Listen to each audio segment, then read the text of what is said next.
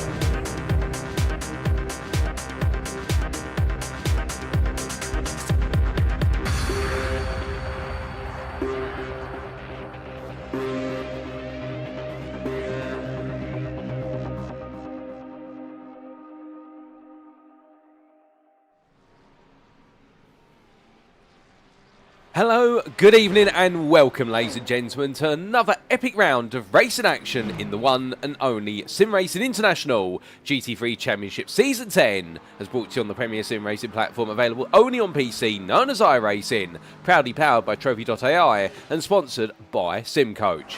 We're here today to conclude the first half of the championship season, because it has been a brilliant season so far in the Sunset season, and after what was an absolute set of heroics last time out at the start of an Italian doubleheader at Mugello, well, we stayed in the country but made our way northwards, and we've made our way all the way to the Imola circuit. Known in full as the Autodromo Internazionale Enzo e Dino Ferrari, in reference of course to father Enzo Ferrari, the founder of Ferrari, and also his son Dino, who passed away before his father. Well, it is a circuit that is absolutely steeped in motorsport in history. Indeed, it's been a circuit that over the best part of 72 years of racing, it has seen some of the highest moments of motorsport, but also some of the darkest days as well. Those highest include what was a young Fernando Alonso taking one of his first wins over Michael Schumacher on his way to taking his first ever Formula 1 Championship crown, and at the other end of the spectrum, the cursed weekend of 1994, where we did see at Imola the passing of both Roland Ratzenberger and also the legend Ayrton Senna.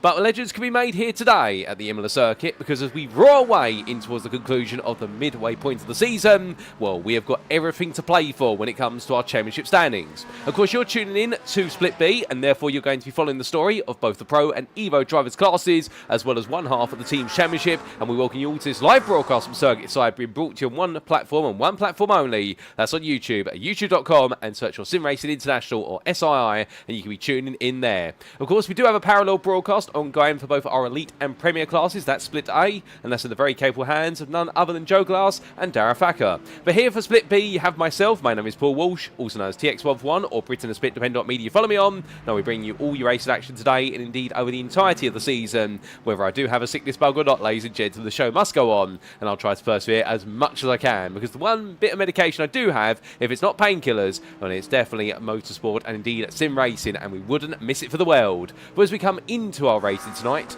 well, let's recap the story as I try to get set to go racing at this wonderful circuit. For as we can see, we have made our way through the first 4 rounds, plus our pre-season event. We opened up at the Hockenheimring Grand Prix circuit all the way back on the 18th of September, but there were no points up for grabs there. It was all about a bit of pride and trying to set the pace. When we opened the story at the Hungaroring's Grand Prix circuit, where it definitely seemed to be the battle of the Dutch resistance at the very front of the field, where a very resilient start to the race for Menno Bloem from take an early lead in the championship, ahead of teammate Vincent Lodder and Steven Codman, and that of course was in Pro, whereas in Evo, meanwhile, well, there's plenty to look towards there, with the fact we had a huge shuffling up and down the order, and some drivers got it absolutely right, including Steve Rubino, where others got it wrong, such as Andy Chell. Then at Circuit Zandvoort, everything continued much like it did in the previous round, albeit Steven Codman battling hard with Menno Bloem, and also Vincent Lodder once again at the front of the field. And meanwhile, in the Evo class, a huge incident towards the start of the race saw the Evo class absolutely shuffled, and in good time as well, because on the 9th of October, it was the Portuguese circuit of Portimao, where we got to see things up to the ante, where it was in the Pro class, Steven Codman was allowed to run away with things as the SimRacing Team Lowlands pair of Bloem and Lodder took each other out the race on the opening lap and had to recover,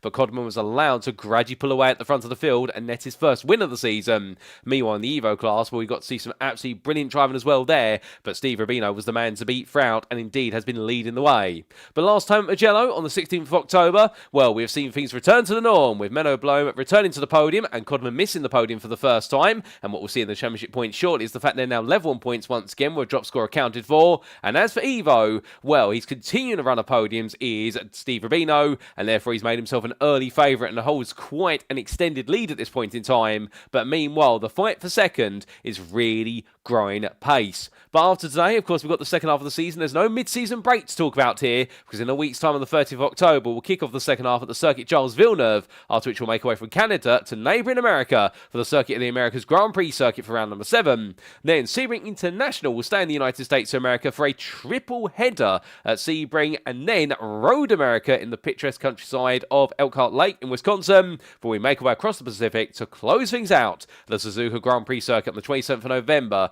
And for round number 10, that's just in time for Christmas. But who will be getting an early Christmas present and be crowned our drivers and teams champions? Well, we've got a long way to find out.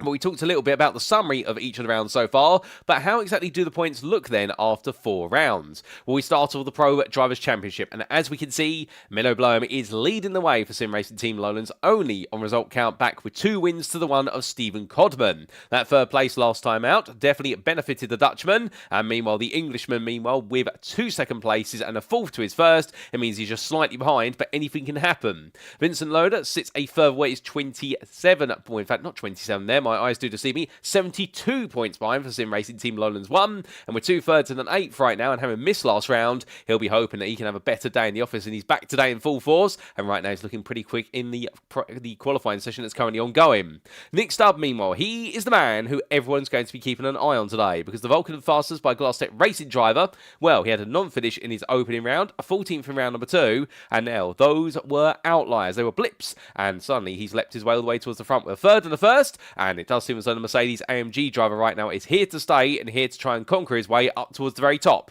but he does have to overhaul a sizable deficit to the leaders, and that is of course in the best region of what is 82 points. Adam Baker sits in 5th, LS Racing. He's been highly consistent so far, albeit yet to scratch the itch for a podium, but could he do so today? We'll have to wait and see. And Peter Duke, with his first podium of the season last time out, he's definitely had a muddling season so far, with a number of top 5 finishes, but also at several finishes outside the top 15 in the Pro class, and he'll be hoping to bring a bit of consistency into the spectrum. Similar could be said for his teammate for DC Motorsport, Jared Love, who after a 5th place last time out will be very happy with that, putting a 13th place into his drop score basket, but he'll be hoping to try and string on even more top 5s and perhaps a podium as the season goes. It continues to be the theme of Scottish drivers there, with David Hutchinson in 8th for Axis SimSport Blue, and then we do have Christopher Starswell 34 points behind, and the SimCast Racing Team at UK outfit. They definitely continue to get to grips with that BMW M4 Evo, and will Starswell once again pull off an absolute monster of an effort to bring it into the top 10 when the car has really been up against it over the opening 4 rounds. The circuits have just not suited the BMW, and the team are working incredibly hard to try and make it an uplifting run. Simon Clifton sits in 10th, the privateer, on 122 points, and only 2 off him is Dean Sheesby, who took a 9th last time out and has started to build up some momentum. And behind the Moonshiners Racing Club to complete your Pro Top 12, it's Mark Johnson for Axis SimSports Blue. But then we come to the Evo class, and here we can see the complexion is highly different. Steve Rubino yet to fall off the podium. 2 wins and 2 seconds. Right now, he really is Mr. Consistent, and whenever he's not winning, he's right there to be on the podium. And the Ford Mustang driver is definitely looking as though he's recapturing his best form that we do remember for the second half of the season of Season 8.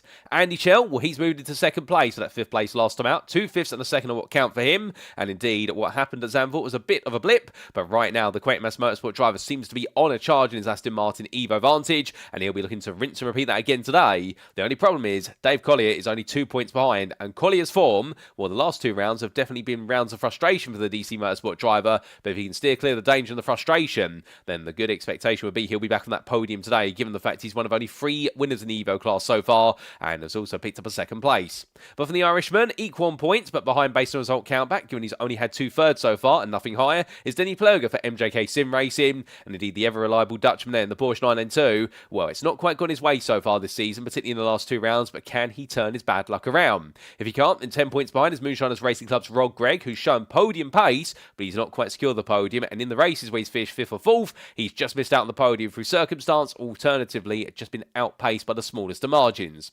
Jan Nagy sits in 6th, and last time out your winner for Iris Racing on the Mugello circuit, and absolutely untouchable was the McLaren driver, and therefore you can imagine if he's able to retain that form in the Evo class today, could have he announced himself quite late on in the day. But where the intrigue is, of course, is the fact what you can see there is that 2nd through to 6th, they are separated by only 20 points. And that beggars a question. Are they going to be too consumed on fighting each other, or will they all focus on hunting down Steve Rubino? Well, other drivers who want to throw their names into the mix, Stuart Rice for Phoenix Racing Red sits in 7th on 182 points, and well, we interviewed him after the racing last time out at Mugello, and the absolute ecstasy that was in his voice in taking up that podium. Indeed, he's been chasing it for so long, and he finally found his way onto the podium. And we look forward to seeing whether he can repeat it today. If he does so, I think he's going to be a very happy bunny once again. Consistent 7s across the board for Gareth Newton. He sits in at 8 for GPX SimSport Vertex. Indeed, right now he fancies his luck. However, he'll want to move it further forward from 162 points, as otherwise only 6 points behind him is Martin Brandon, who didn't participate last round but is expected to be back today. Then we do have Phoenix Racing Reds, Paul Maffey in 10th place there as his form continues to grow, ahead of Alex Boniface, who's a further what is 12 points behind. And then from the DXD Motorsport Zemex driver, it's Ellis Racing's Callum Morrow, who rounds off the Evo top 12. But as for your team's championship standings, well, we can see that right now it's not really too much change at the very top. It's still Axis Motorsports Blue, who lead the way on 624 points, ahead of Vulcan Motorsports Gold on 580, and their sister team of Vulcan Motorsports Red are only 6 points behind. So right now the Vulcan teams are looking to try and group up and chase down the Axis SimSport outfit. However, do not rule out the fact that less than 40 points behind the top 3 is DC Motorsport, who right now they had a little bit of a speed bump to their championship charge in the previous round, but if they can get themselves back on course, they could be right back in there with it. Phoenix Racing Red sitting 5th on 524 points. They're only 12 behind, and indeed how far they're ahead from the team behind is only 8 points, and that's the sister team of Phoenix Racing Blue. We then do have a sizable gap of 48 points left to Moonshiners Racing Club, and indeed the outfit they're right now trying to break away from the rest of the top 10. We can see Vulcan Fasters by Glass Tech Racing on 438 points, only 2 ahead of Sim Coach, and then it's a further 10 points to MJK Sim Racing. And indeed right now the bottom end of the top 10 is ferociously close, and we've got several teams just outside the top 10 who are ready to pounce and leap the way back in should any of these teams fail to score big, and in return those outside the top 10 start to pick up the pace. But speaking of picking up the pace, let's pick up the pace then and go from regaling you the story so far to our circuit for today. And it's the Grand Prix layout of the Imola circuit, located near the town in which it takes its name from, in the Emilia-Romagna region of Italy. 3.05 miles in length or 4.9 kilometres, depending on your preference of units, and 17 corners. But the unique thing about this circuit, when it opened all the way back in the 1950s, it was a circuit noted for being extremely high speed and being devoid of chicanes, primarily straights and hairpins. However, over the years, due to numerous safety incidents, we have seen the introduction of several hairpins, several chicanes. The most recent one, of course, being the Tamburello chicane at turns 2, 3 and 4, and that being in response to the passing of Ayrton Senna. The idea, therefore, being that this circuit has now gone from a high-speed circuit to a high-speed assault on the senses, and it really is a sprint circuit, if you could call one that, in that we have extended straights followed up by sharp chicanes, and also the hairpin or two on a sweeping bend. So therefore, for drivers, it'll feel as though it's a quick run to a braking zone, I need to get the best possible corner exit and then roar up to the next heavy braking zone and rinse and repeat several times, of which we do have 4 chicanes at this circuit, plus also what is 2 hairpins. So plenty of technical ability on display here, but also having a car that can go quick on the straights as well as be bold on the brakes is going to go well.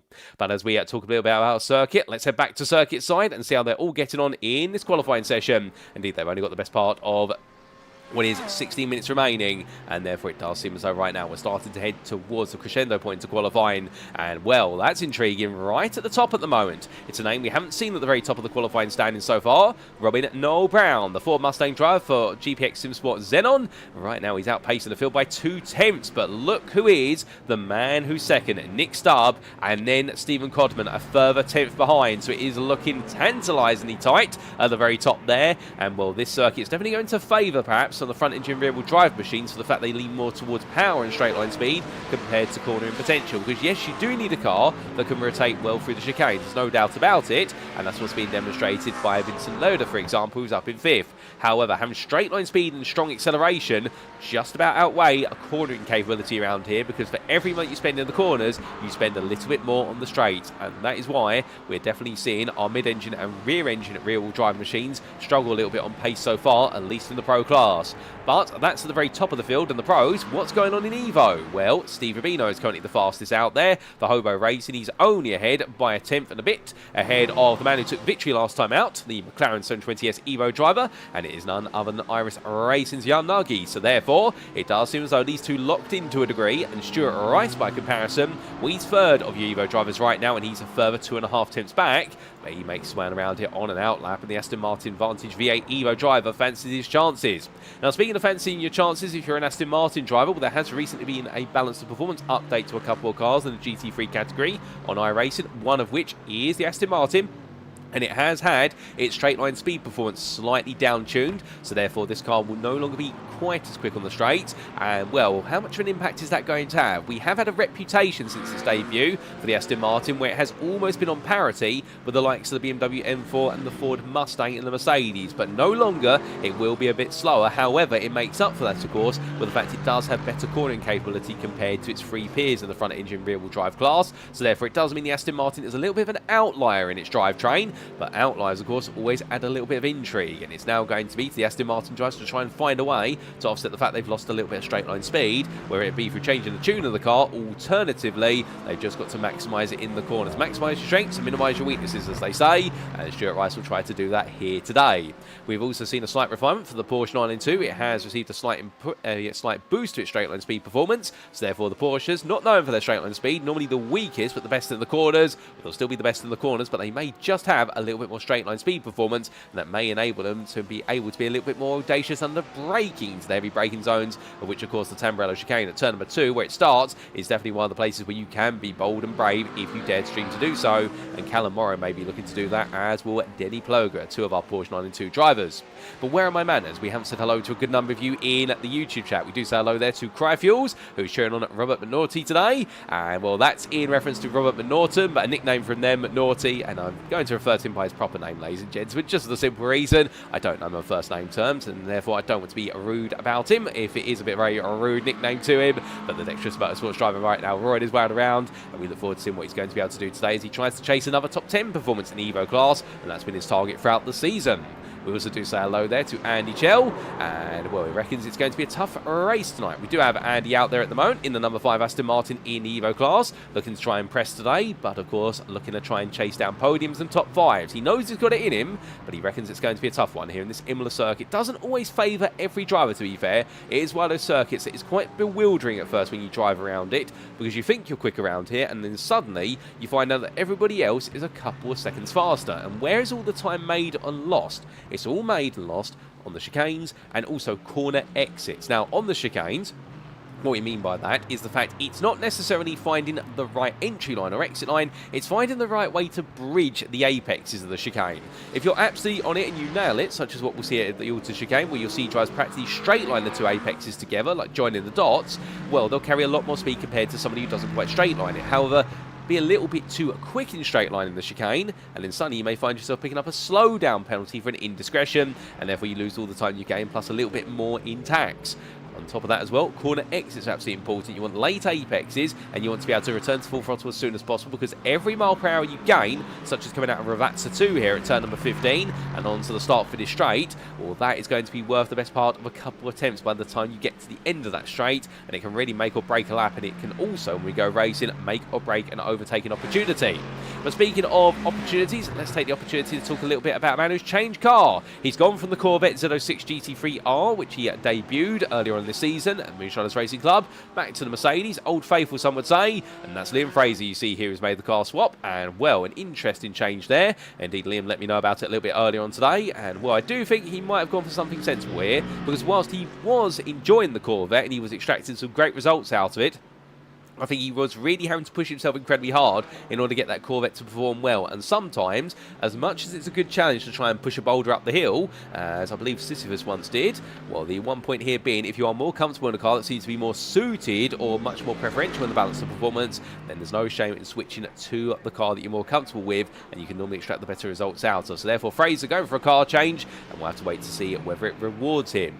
But we also say hello to Andy Chell's message there, which is saying about hope I feel better soon, and well, thank you, Andy. Hopefully I do soon, but as I say, the one bit of medication I do have today is covering some absolutely incredible racing. Don't worry, the energy levels are going to be there. I'm just having to rest my voice a little bit compared to what I normally would do, as otherwise I won't have a voice left before we do go racing. But as all our drivers head into the final 10 minutes of the session right now, well, Robin Noel Brown is still the fastest out there on a 40.844, 2 tenths faster than Nick Stubbe. None of these drivers have improved since we last looked at them, so it may be that the circuit is going away for them with regards to race time. And well, if so, is that a surprise? No, that does sometimes happen in qualifying sessions, and as they all make the way on around here right now, for some drivers this might be a situation whereby it's actually better just to come into the pit and rest up. Alternatively, it's now just about doing a little bit of race dim practice, or just trying to get some consistency practice in there, because what we have heard from drivers earlier on in the season, particularly at Circuit Zandvoort in some of our post-round interviews, is that after they set their best possible qualifying times, they still had the best part of 20 to 30 minutes left in qualifying, so the circuit really evolved strangely in the Netherlands in round number 2, whereby the best times were achieved midway through the session by the majority of the drivers, and they found they couldn't extract any more time. But a lot of them kept pumping in the laps at a circuit that is very draining on stamina. Imola's another one like that, and will come the end of qualifying, a number of drivers were reporting that by the end of the first half of the race, they were already exhausted. It felt as though they had completed 2 races effectively by the end of it, because they had been doing a whole 60 minutes of qualifying, followed by a whole 60 minutes of the race. And that's why this new qualifying format's been quite interesting for Season 10. Whether we stick with it or not, we're not quite sure going into Season 11, but the fact we've got this extended qualifying session, we've seen some drivers use the entire session to put in their laps, others have gone out early and then taken a bit of a breather, then gone out again for a 10-minute stint or so, and then come back in and then made a conscious decision to go back out or not in the final 15 minutes. So therefore, some drivers pacing themselves more in qualifying, whereas others just seeing it as a time trialling session where they keep going out there and seeing if they can pump in a new lap. Robin Noel Brown definitely not pumping in a new lap there as he outbrakes himself for Minerale. Such a difficult sequence of corners to get right, and well, gets it wrong there, but thankfully keeps it on the circuit.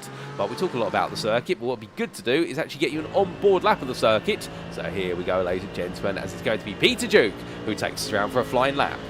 So through the kink of 1 and towards Tamburello he goes. Looks to his right hand side and braking at the 150 metre mark all the way down the gearbox to 3rd gear. Left, right, left he goes here. Going up the throttle and now flat out as he exits turn 3 through left-hander turn number 4. Using the apex curve there to rotate the car, and now flat out all the way out towards Villeneuve. To his right, he'll look once again for his brake mark. It'll be just before the 50 metre wood. Trail brake down to 3rd gear and keeping it far over to left to open up the right-hander. And now over to the right as quickly as possible here for the Tosa hairpin. Onto the brakes, 100 metres of corner apex, trail brake into a late apex, down to 2nd gear, and now on the throttle immediately, using the runoff curb in there in order to carry the speed, and up the hill he goes towards Piratella at turn number 8. Now here, an unsighted corner initially, and then suddenly, over the crest, you're onto the brakes at just before the 50 metre board. Slightly off camber corner as you hit the apex curb. If you hit it too high, you'll be pushed out wide. Duke picked up a bit of understeer there, but he brought it back together, and now down into Aqua Minerale. Dab the brakes, get the weight on the nose, or lift off the throttle, 1 of the 2, and now hard on the brakes here for turns, what is 10 and 11, and up the hill he goes, heading towards the Alta chicane. Flat out all the way, looks to his left for his braking mark. It will be 125 metres corner apex all the way down to 2nd gear. Straight line your way through and on the throttle immediately here if you straighten the steering well enough. And that's going to be all the way down towards Ravazza at turns 14 and 15. He has the kink of 13 to go for as he heads on downhill, but he'll bring the car hard over to the right-hand side and immediately onto the brakes at 150 metres of corner apex, down to second gear, go for as late an apex as possible here at Vatsa 2, take all the apex curve if you dare, and now flat out all the way to the line here as he makes his way for the kinks to 16 and 17, and as he does so, well, for Peter Duke, has it been a good lap? Well, no improving sector so far. I think this has been a lap whereby he's thrown everything at it and nothing's quite come forward, but Duke heads across that timeline and works a 41.347. It is the best part of 1.5 tenths off his previous best, a 41.20. I need a bit of a challenging one there, but Duke definitely attacking the circuit. Where did he lose the time, some of you might be asking? Well, he slightly lost some time at Piratella by taking too much apex curve. You can see what ended up happening is it shifted the weight of the car over onto the right-hand side a bit more aggressively than planned, and therefore he understeered out wide and had to lift off the throttle slightly, or not return to the throttle, we should say, as quickly as he would have liked. So that's what cost him at the time there. That would have been about half a tenth, and the other portion being slightly lost through Ravazza 1. We just caught up a little bit in the downhill braking zone, and again, the car just escorting itself wide, and that's why the challenges were a lot of the braking zones here. They're not on the flat, they are slightly downhill or significantly downhill. Piratella is slightly downhill, as well as that apex curve and the off-camber nature of the corner. Meanwhile here, of course, at Aqua Minerale, it's all about chucking the car in and then hard on the brakes before going uphill, and every millisecond you spend off throttle coming for Aqua Minerale, it is compounded by the fact you're on an uphill run, so therefore it doubles the time you've effectively lost compared to if you were driving on the flat or downhill. But as he makes his way through the auto chicane, on a better run this time around, as we say hello there to Andrew Fellows, who's cheering on Flatline Racing. He couldn't be on the grid today, unfortunately, but we're very happy to have you tuning in, Andrew, and I hope you're doing well. And we also say hello there to the man from the pit wall at Simcast Racing Team UK, Stephen Wilkinson, who's wishing the best luck to everyone and hoping that everyone keeps it together for the first few laps at least, and we look forward to seeing that as well, and hopefully they all do, because we know that we've got a very talented set of drivers here. We do have the best part of what is 45 drivers in attendance here today, which is absolutely brilliant to see, coming towards the midway point of the season. Billy Brinkley here, one of our lower place drivers at the moment, in 43rd place. To be fair, 15th of the Evo drivers, and to him that's going to feel as though that is worth a top 10 performance in his eyes. And that's the thing, you've got drivers of all different skill levels within their classes as well, and they've all got their own little unique stories. And what for, say, another driver such as Andy Chell may feel as though it's a bit of a loss if he's outside the top 10, not saying Andy feels that way, but just using him as an example, as he normally does try to push for top 5s. Or for Brinkley, his target today might be just to see if he can finish inside the top 15 of the Evo class, and therefore everybody has their little story of positivity which they all chase, and indeed that's what we absolutely love to see. As they all come rolling around. For those who are curious with regards to the live timing, if you are currently sat there right now wanting to be a strategist for your team, or you just want to keep up to date with all the racing, much like you would in real life motorsport by using the TSL live timing service, well, we just posted a link in the YouTube chat there, and you can use that to follow the live timing. That will give you all the data that we have here in the commentary booth with regards to things such as sector times, and also the positions and where drivers are on their respective laps, which you perhaps cannot quite as easily garner from the overlay we have on screen here, although a lot of that information is available. We're not going to put it all up on your screen because otherwise it would be information overload and you wouldn't be able to see the cars out there. So your request is giving a big thumbs up there, Steve Wilkinson, and hopefully that link is working for you. Do let us know if you have any issues. But speaking of issues right now, are there any surprises in this qualifying session beyond Robin Noel Brown surprising everybody by putting himself right towards the front for the very first time this season in the qualifying session? Well, towards the top 10, are we seeing any outliers here? Well, one so far, perhaps beyond Noel Brown, is the fact that we are missing Menno Bloem. He's not on the grid here today, I do believe, so he's going to commit this to becoming a drop score. But otherwise, in terms of actual drama in this qualifying session, where we're seeing a driver far down, well, Dean Sheesby all the way down in 17th place. That is unexpected and not where he wants to be whatsoever, the Mercedes-AMG driver for Moonshiners Racing Club. Christopher Starsmore is not too far behind him either, only 300ths of the delta between the two of them. James Howarth as well, all the way down in 21st place as they come charging towards that timeline. So Howarth definitely struggling here for Dexterous Motorsports, as we say hello to Tim Vandenham, who's in the YouTube chat. They're not in the grid today because he's on vacation, and well, we do have an absolute pleasure seeing you in the YouTube chat there, Tim, and do feel free to let us know where you're on vacation. Are you off to somewhere nice? Is it somewhere sunny, or is it just a bit of time at home? You don't have to tell us, of course. You can be secretive, and we do look forward to seeing you back on the grid in a future round, because I must admit you've been putting on some absolutely brilliant performances this season, no doubt about it, and we've been enjoying seeing you chase top 10s in the class you're in all the way through. Mate, in terms of what is your Evo class, well, Steve Rubino and Jan Nagy are still quite close to each other. Rubino holding a 1/10 advantage versus Nagy, and then Callum Morrow is the third fastest now in the Evo class, 28th overall, so the Porsche drivers found a bit of magic out there, and Stuart Rice is not too far behind him. Perhaps one of the bigger surprises in the qualifying session is Andy Chell, in fact, all the way down in 12th place at Evo. This is not where we normally see him, and therefore I think right now he's going to be wondering what exactly has gone wrong. However, we do know that Andy is a much better racing driver than he is a qualifying driver. He's openly admitted it. Qualifying is his weakness, and right now team principal and strategist on the wall, Mike Barber, will be talking to Andy over the radio and saying to him, Andy, it's not looking great in qualifying, but look, just make sure you're settled in the car. Anything can happen over a 60-minute race. It normally does. You've seen that multiple times this season, and therefore it's not over yet. We look to David Pilcher as well. He's a bit further down. Currently provisionally second from last overall and in the Evo class. Just ahead of Sunui Alvarez, with Alvarez 3 tenths down. But Pilcher as well has been one of those drivers who's normally struggled in qualifying, but he's normally picked up the pieces in the race and has been chasing down top 10s in the Evo class this season as he decides to abort the rest of his qualifying session and heads to the gravel. But as they all head on around, well, right now, Billy Brinkley as well, trying to put one more lap time in. He is on a personal best here. Can Brinkley move himself up from 42nd place? Here he comes, ladies and gentlemen. It's looking to be a good lap here from Brinkley, in fact. Crosses that timeline, and it is going to be, in the end, it's not an improvement, sadly. He had a really poor final sector, and it has stolen all the time that he was improving upon. So that's going to be a little bit gut-wrenching for him, but he has one more chance to try and improve, as does Klaas Vellen, as he heads towards the timeline here. What can the 21st place Pro driver do? And as he crosses that timeline for Vellen, he does make a personal best. It's a 41.838, but it's not enough to move him up the order anywhere. And right now, that's another surprise there. Vellen outside the top 20 for the first time this season. That doesn't normally happen as the Phoenix Racing driver cools things down. But we're cooling on down right now as qualifying hits 0 on the clock. That means 20 minutes is complete. Well, 20 minutes and 60 minutes is complete. And therefore, we're now waiting for the final overtime laps to be completed, because anybody who is on a valid lap after the clock strikes 0, they are allowed to complete it. So therefore, this qualifying session will go on for the best part of another 3-4 minutes, and then we do have our break, of course, before we do go green flag racing. But Jared Love heads towards the line. He's currently 7th. He has improved in sector number 2, but does he improve anywhere else? The answer is no, he doesn't. He stays in 7th place for now.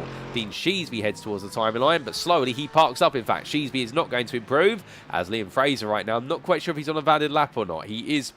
If he is on a valid lap, he's going to be the very last driver to set a qualifying lap, as we have just had what is James Fraser make his way around, his brother, and well, James stays 34th for his 7th place in the Evo class. So the Porsche 992 driver for Moonshiners Racing Club, not finding much more, but qualifying what he has done in previous rounds, to be fair. So this isn't a surprise, but I think he wanted a bit more.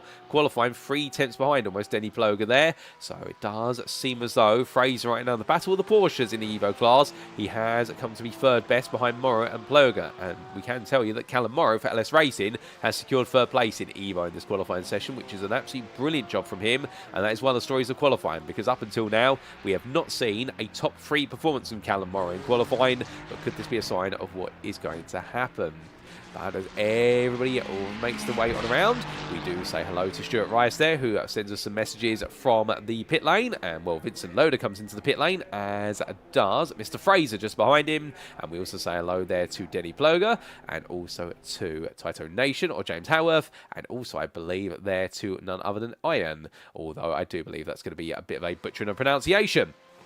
But we also give a shout out there to Team Noobish, or Noobish Abs, in the YouTube chat, who says it's the first race we've both been available for this season, debuting the double bright green livery Astons today. And that's Ryan Abbott's and Adam Waters. And, well, I do believe Waters may be in split A, whereas I think we might have none other than Ryan Abbott's here in split B. I'm just double checking, ladies and gentlemen, make sure that we've definitely got the right driver in mind. In fact, I think they might both be in split A, unless I'm getting very much mistaken. I'm sure somebody's going to correct me here, but I can't see them on my entry list at the moment for split B, because we do have 120 entrants this season. The GT3 Championship has been at its most popular, and it only continues to grow, and therefore we've got plenty of drivers. But it's great to have both of the Team Noobish machines on the grid at the same time today, as the circuit at Imola falls silent here for split B, and that is qualifying, ladies and gentlemen. And Robin Noel Brown takes his first pole position of the season overall and in the Pro class. And meanwhile, in the Evo class, it's Steve Rubino one step ahead of Jan Nagy, as now we have 5 minutes for our drivers to take a comfort break to get themselves fully warmed up, and we will be going racing for round number 5. And if you hadn't had an opportunity yet to go take a bit of a breather, go get yourself a drink or go get yourself some popcorn, well, now's the time to do so, ladies and gentlemen, because if you don't after now, you're at risk of missing plenty of racing action here at the Imola Grand Prix circuit. And well, once the lights go out, you won't want to step away. But if you are still here with us whilst you are waiting for things to get underway, well, we can give you a little bit of a history lesson with regards to the Autodromo Internazionale Enzo e Dino Ferrari. So, with regards to the circuit and its history, it is steeped in Ferrari history, and arguably it is known as one of Ferrari's home circuits, or Ferrari test circuits. Now, how exactly has the circuit gone through naming? Well, originally, the circuit took the name of Autodromo Internazionale Dino Ferrari, and that was in reference to Enzo Ferrari's son Dino, passing away at quite a significantly young age compared to what his father expected, indeed many expected. The circuit was known for a very long time in honour of Dino Ferrari, and then one day, when Enzo did pass away, albeit he lived a very long life, did Enzo, and really pushed the Ferrari mark all the way to the very pinnacle of motorsport and also into manufacturing glory, well, the circuit was renamed to Enzo e Dino Ferrari, and that referring to Enzo and Dino Ferrari there if you translate it into English. The circuit also does take the name of the Imola circuit in reference to the local township of which the circuit resides in the suburbs of here, and indeed a very picturesque township and a lovely community around it. And this circuit, over its extensive history, as we've mentioned, really has been the scene of some major motorsporting moments, both bright and dark, and it has evolved in the name of safety over time to see the introduction of several chicanes, with the introduction of the Tamburello chicane, the Villeneuve chicane being reorganised in order to reduce approach speed as much as humanly possible. The same with the introduction of the full layout now of Acqua Minerale, and also the auto chicane being a key factor of the circuit. Otherwise, it really used to be a major flat-out circuit, and where you can imagine in the older sports cars and Formula 1 cars were making their way through Tamburello at the best part of what was 180 plus miles an hour, and well, if they went straight on, it was straight to the gravel and very quickly to a barrier. And unfortunately, those are the circumstances in which we did see Ayrton Senna meet his demise. But indeed, the circuit does have a bit of a curse history. When things go wrong at Imola, it has gone very wrong. I'm not going to talk too much about that because at the end of the day, we want to try and keep things positive, but you can definitely research that online. And well, we've even seen in more recent years with the flooding of the circuit and what has been extensive damage both to the circuit and also the local community due to aggressive weather. But the weather's looking absolutely sunny here today, no doubt about it, make no mistake. And with the sun shining, everyone's going to be absolutely itching to go and roaring to go racing, no doubt about it, as James Bostock there running a new livery on the GPX SimSport machine here. They've decided to go from the black and yellow to what is a dark to light blue, well, dark to stroke purpley blue, and what is also some light blue trim around the car there. And well, absolutely lovely livery on the car, and Bostock will be hoping for a little bit more today. He has struggled this season, having been moved up from the Premier class to the Pro class. He has been really contesting the back end of what has been the Pro class ever since round number 2, but I think he's enjoying himself out there, and right now we're hoping to see whether he can exchange some battles with some drivers and just give it a little bit more, as we do have some drivers out of the circuit and others not, staying in the pit lane, but Crystal Starsmore keeping his way on out there as well. And when I had the chance to catch up with Stephen Wilkinson in the build-up to this race, he was saying it really felt as though for the team last time out, that in the BMW M4 Evos at Mugello, it was the equivalent of flying the Junkers 87 Stuka dive bombers from the Second World War. And the reason for that is in the fact I think it was always nose down and trying to dive down into the corners with the way the circuit was so pitched up on elevation changes, and also the fact that what they're finding out this BMW is it is very concentrated over the nose, hence the reference to a dive bomber, because the idea is that such aircraft such as that are constantly diving with the nose pointing downwards.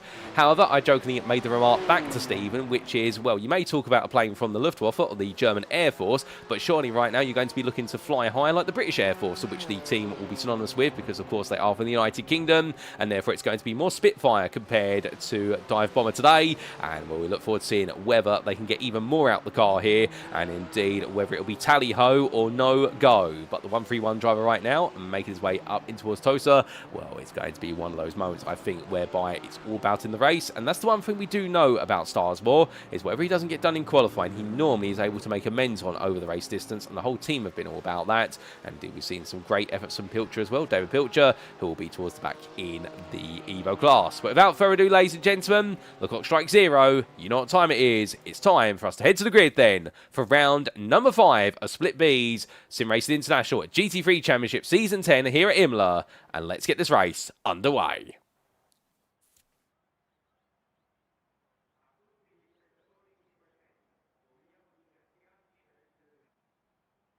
So as they all make their way to the grid, this is how they'll line up then for our 5th round of the season at the Autodromo Enzo e Dino Ferrari.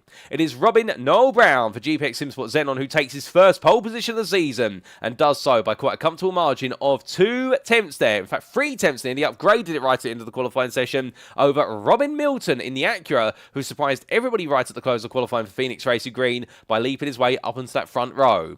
Behind them on row number 2, well, it's Nick Stubbe. You expected him to be up there, and he's got himself right up there, starting 3rd place with Vulcan Fasters by Glass Tech, ahead of Steven Codman for Axis SimSport Red. Then Peter Duke for DC Motorsport lines up ahead of Vincent Lodder, with the SimRacing Team Lowlands 2 drive being followed up by Jared Love for DC Motorsport and Axis SimSport Red's David Hutchison, who lines up 8th. Mark Johnson begins his day in 9th place for Axis SimSport Red, ahead of Adam Smith for Eurotitus Endurance, who has one of his best qualifying performances of the season so far. Go on, Adam. And then we have Simon Clifton starting best of the rest in 11th place, ahead of Liam Fraser, who in the Mercedes will be hoping to move forward from there.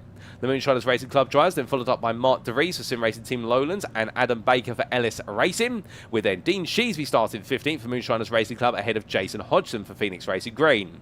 Sim coaches Robin Pownier and Simcast Racing Team UK's Krista Starswell make up in row number 9, with your top 20 being rounded off by Fotis Katios for Split Track Esports and Jamie Bardwell, the privateer. Outside the top 20, we have Klaas Vellen starting 21st for Phoenix Racing Green, ahead of James Howard for Dexterous Motorsport Zemix, with Ross Young being joined on the 12th row of the grid, 23rd of the privateer, by your Evo pole sitter of Steve Rubino for Hobo Racing. Young Nuggy was just behind for Iris Racing 25th, and it's James Bostock 26th for GPX SimSport Onyx, with row 14 going to Jakub Krafik, the privateer, head of 3rd place Evo Drive's best qualifying points of the season for Callum Morrow there for LS Racing, and they're ahead of Philip Harris for Eurotitus Endurance and Stuart Rice for Phoenix Racing Red, who complete your top 30. Outside the top 30, it's Jim Fox 31st, ahead of Rob Gregg for Moonshiners Racing Club. And then we do have Denny Ploger starting 33rd for MJK Sim Racing, ahead of James Fraser for Moonshiners Racing Club. With Martin Brandon 35th, ahead of Jovan Hurag for Darkwind Racing Purple. Matt Stace begins this one 37th for Flatline Racing, ahead of Matthew Hunter for Simcast Racing Team UK. On the final row for the top 40, it's Robert Norton for Dexterous Motorsports Quem, ahead of Andy Chell for Quakemas Motorsport. And then we do have, rounding off your grid, 41st, Paul Maffey for Phoenix Racing Red, ahead of Billy Brinkley for 9 Pegasus Panthera. Gareth Newton for GPX SimSport Vertex, ahead of David Pilcher, 44th there for Simcast Racing Team UK.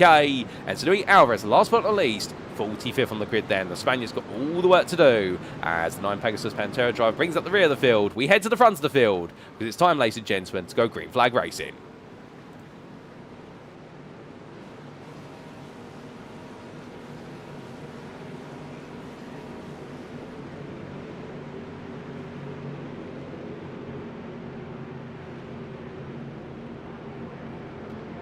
And it's lights out and away we go then for round number 5 of the championship as Robin Noel Brown looks to get a good start. He does so. Nick Stubbe and Steven Codman immediately queuing up side by side here behind Robin Milton. Stubbe's going to go for the move immediately in towards turn number 1. Onto the brakes they all go. It's going to be a big concertina effect here. 2, 3 wide all amongst the pack as everyone looks to come through Tamburello chicane. Somebody takes a bit of gravel with them. It looks like they've all survived so far. Well, some drives backing off there. Steve Rubino holds on to the lead of the Evo class with James Bostock getting between himself and Yanagi, but back towards the very front. Well, the field continues now to concertina its way in towards the field of chicane, but are there any more changes in? No, it looks like Stubbs fallen back behind Robin Milton, and Cobham's right there. Oh, goodness me! Vincent Lodder breaks himself into the back there of none other than Peter Duke, and Duke is turned sideways there in contact with Mark DeVries and Mark Johnson. Well, Duke has got severe damage to the rear suspension, and you can see the rear bumper's gone, so he's trying to limp it on home, and right now, credit where it's due to Duke to keep this going, but I think that's going to be towed to the pits, ladies and gentlemen. That was a tap on the rear there by mistake from Vincent Lodder, just missed his braking anticipation,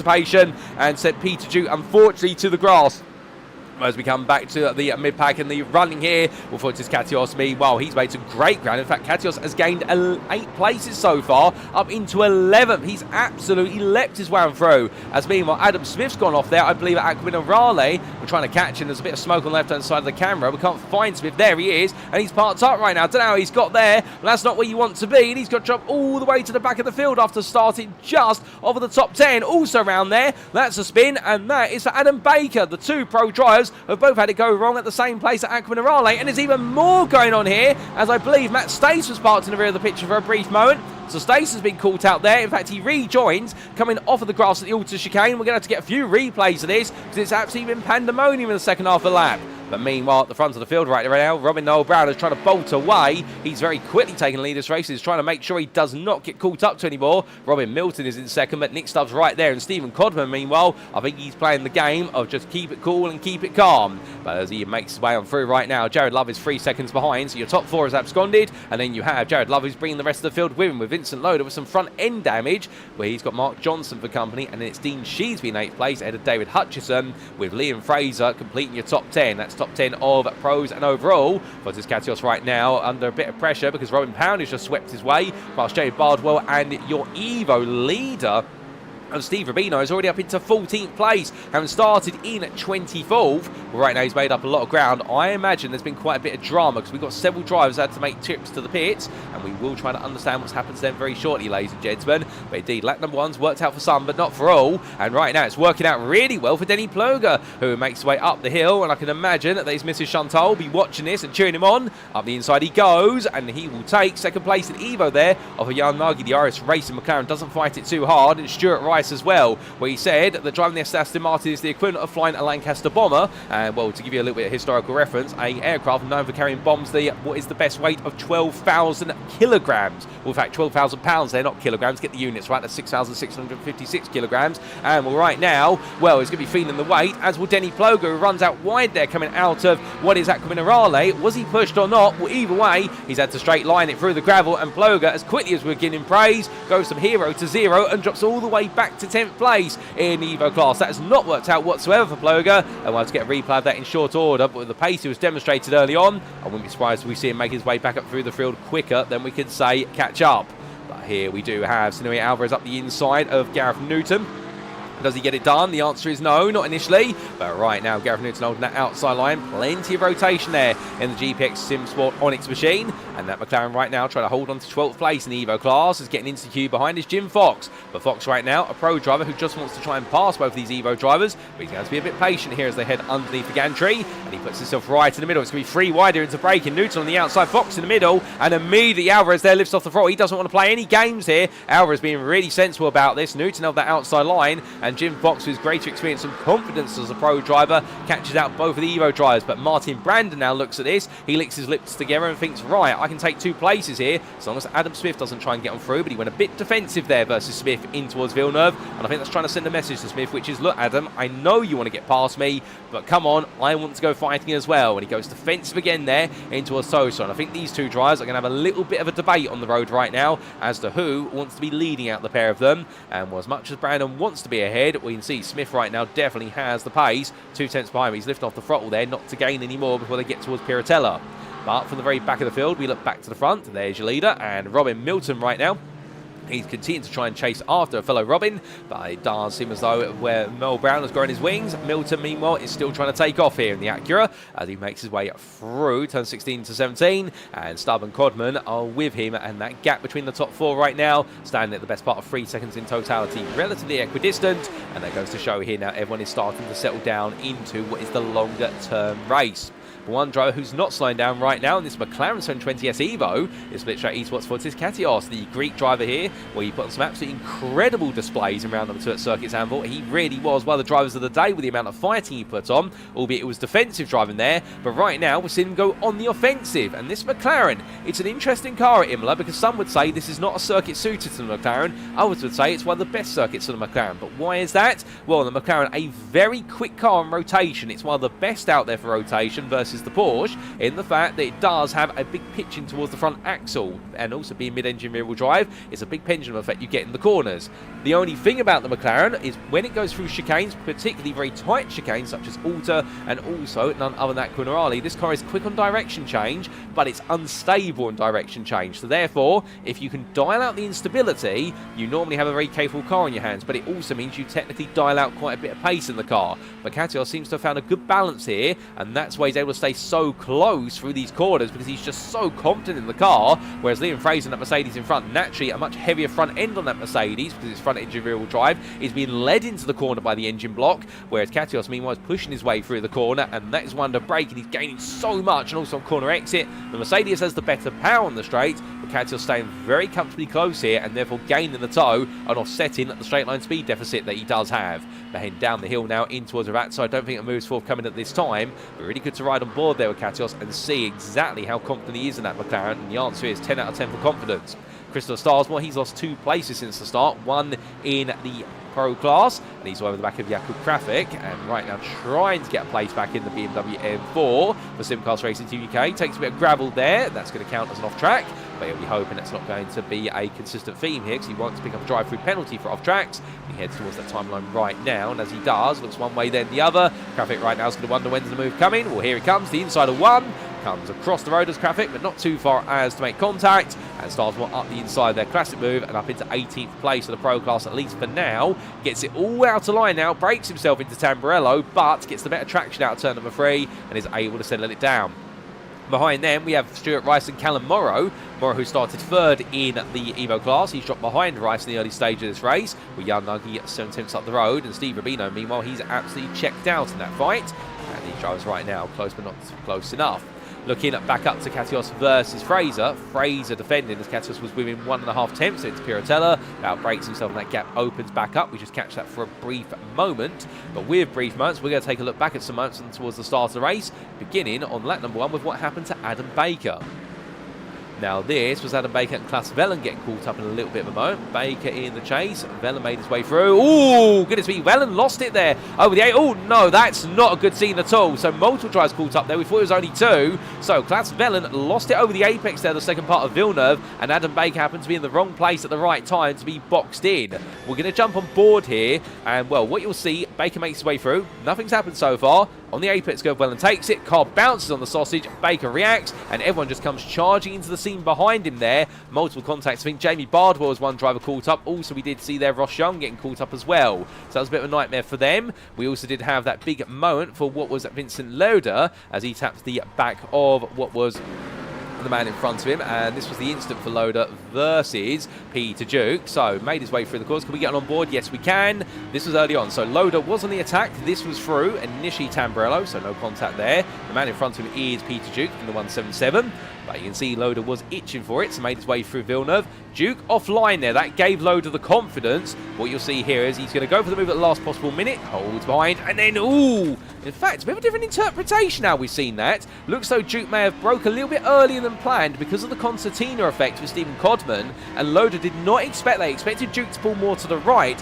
and Lodder was getting ready to dive up the inside. So, a bit of an interesting one. Looks like a bit of a racing instant there, perhaps, but Lodder being caught out just as much as Duke was caught out there, so that changes the perspective of that instant. We also did have this happen to Adam Baker a little bit later, and this is where it all went back. This was Baker still caught up in the instant from earlier on. I believe we do have some footage for after that, ladies and gentlemen. And, well, it was Adam Smith, in fact. I'm getting my 2 Adams mixed up here. This was Smith making his way down the hill for Euro Titans Endurance in towards Aqua Minerale. Battling side by side there, one of the Moonshiners Racing Club machines. Contact to the back there of Robin Paunia, and contact subsequently to the back of Smith, and that sent him on around. So he really was a victim of circumstance there, and I believe that was Jamie Bardwell who made the back contact to Robin Paunia. So a bit of a domino effect there. No malice meant, but it's definitely come off maliciously with regards to the race that we've seen for Smith. And then we had this towards the end of lap number 1 for Andy Chell. Now, I believe this was coming down to Ravazza. There was already a front bumper missing from the McLaren in front. Chell on the brakes, contact with the 54 on the inside. Oh, that gets a little bit messy there. And that was the number 54 and the side-by-side contact there with him. And we're just trying to discern that was David Pilcher, who's made a lot of gains, but one gain that Pilcher did not want to make that way, I suspect, and that explains what happened, and Chell just had to wait patiently. We then had this for Denny Plogot on lap number 2 after we were praising him for the ground he was able to gain, and moved all the way up into what was second place in Evo. Ran a little bit wide, coming for Aqua Minerale, took the gravel on the rear left tyre, and there was a passenger in the car, but thankfully kept it out of the barrier. Well done to Denny for that one. It could have been far, far worse. Well, it was a big costly moment, but it could have cost him even more in the race. And then on lap number 3, we had this for Jared Love. So it was Aqua Minerale once again. What happened here to the DC Motorsport driver? A lot of apex curve initially. Onto the brakes, and the car just snapped loose there. Under braking, Vincent Lodder reacting very quickly to that, as did none other than Mark Johnson and also David Hutchison, but Jared Love just losing it of his own volition. And then we had this big shunt only moments later at what was the auto chicane for Matthew Hunter, Billy Brinkley and Simon Clifton. Under braking then, side by side, and the Hunter in the Simcast machine turns sideways there. Ooh, goodness me. And then there was the Porsche that tried to step aside. I believe that was Klaas Vellen, and everyone came into the scene the instant. Everyone trying to fan around it. Hunter just wants to get out of the way. And in the end, well, that's definitely a nightmare moment there. This was the onboard from Simon Clifton's perspective in the Ford Mustang. And he was quite far back here, but he's not going to see any yellow flags in time. What he will suddenly see is that we've got Hunter's car sideways. Clifton backs off here. Not enough, however. I think he was hoping that the two in front would move by the time he got through the corner. So Clifton there, he might get a slight slap on the wrist or a warning from the stewards if it goes to the steward's room about the fact he did see the incident in front, and he might be asked, why did you not slow down as much as perhaps you could have? Clifton would argue, in the heat of the moment, I was trying to shave some speed, but not enough. And well, we're not going to play detective here, ladies and gentlemen. We're going to focus on the racing as we come back to your live racing.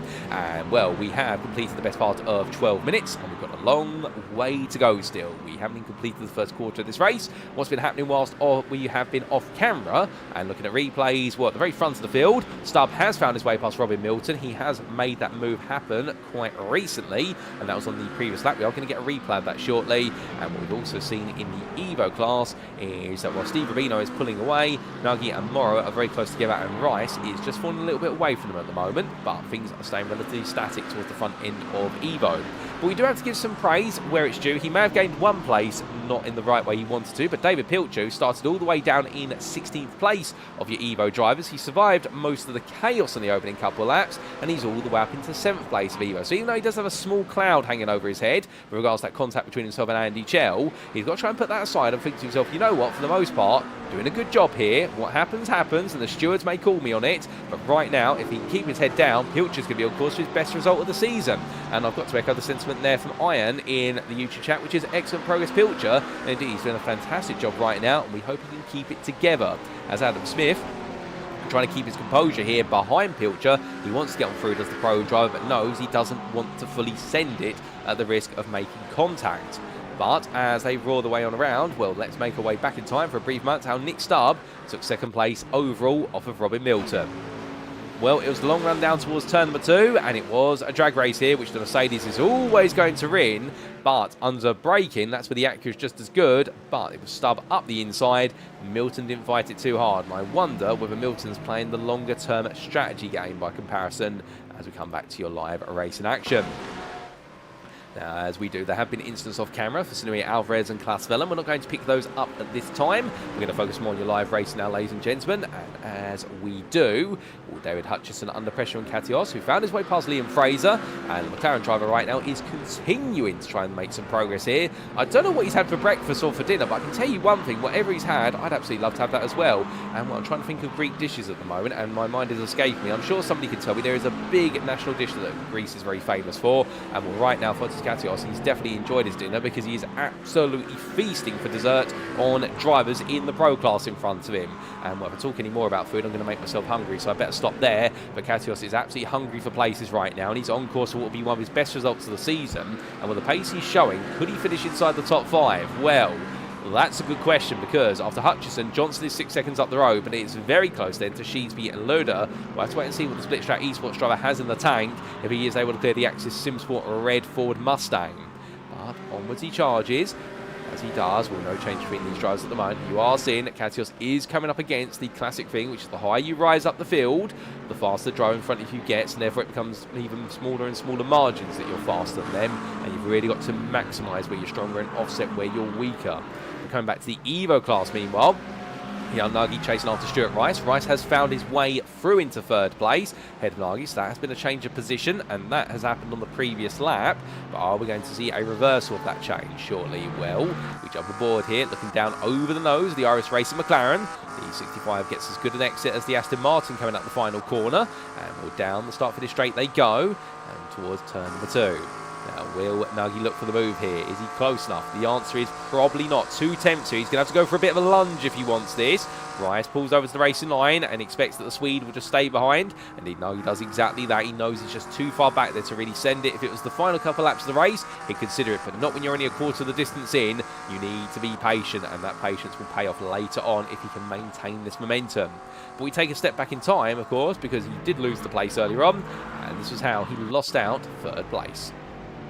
So it's coming out of Villeneuve that we did see Rice get a bitter exit, and up the inside he went, and Nagi on the outside didn't really have anything to offer there other than to let him go and not cost each other too much time because they want to chase down Callum Morrow. So a pretty straightforward pass, but I think to the mutual benefit of both drivers in reality there, so both playing the bigger picture game, and well, credit to where it's due to them because that is a hard thing to do. It's a hard thing to swallow the pill sometimes, as meanwhile swallowing up a place around the outside is Martin Brandon for 7th in Evo class, and that's a smooth move around the outside of David Pilcher, who loses a place but stays right there with the privateer in the Mercedes, and we'll wait to see whether Pilcher can find his way back in due course. Over the crest they go, and down in towards Piratella, and will Pilcher taking a lot of apex curb then. In fact, that upsets the car and doubles the gap between the two drivers. A bit further down the road, well, we do see Ploger and Chell together. Denny Ploger on a recovery drive here, of course, but Chell's had the better run coming out of Piratella. Side by side, they go into Aquaminarale. That's not going to work. Chell decides to go for the cut back in the end. That's not going to work either. He tries to get Ploger to go deep. That does work, so now Chell's going to have a potential run here up the hill in towards the Alta chicane. Ploger goes defensive. Chell looks to the outside.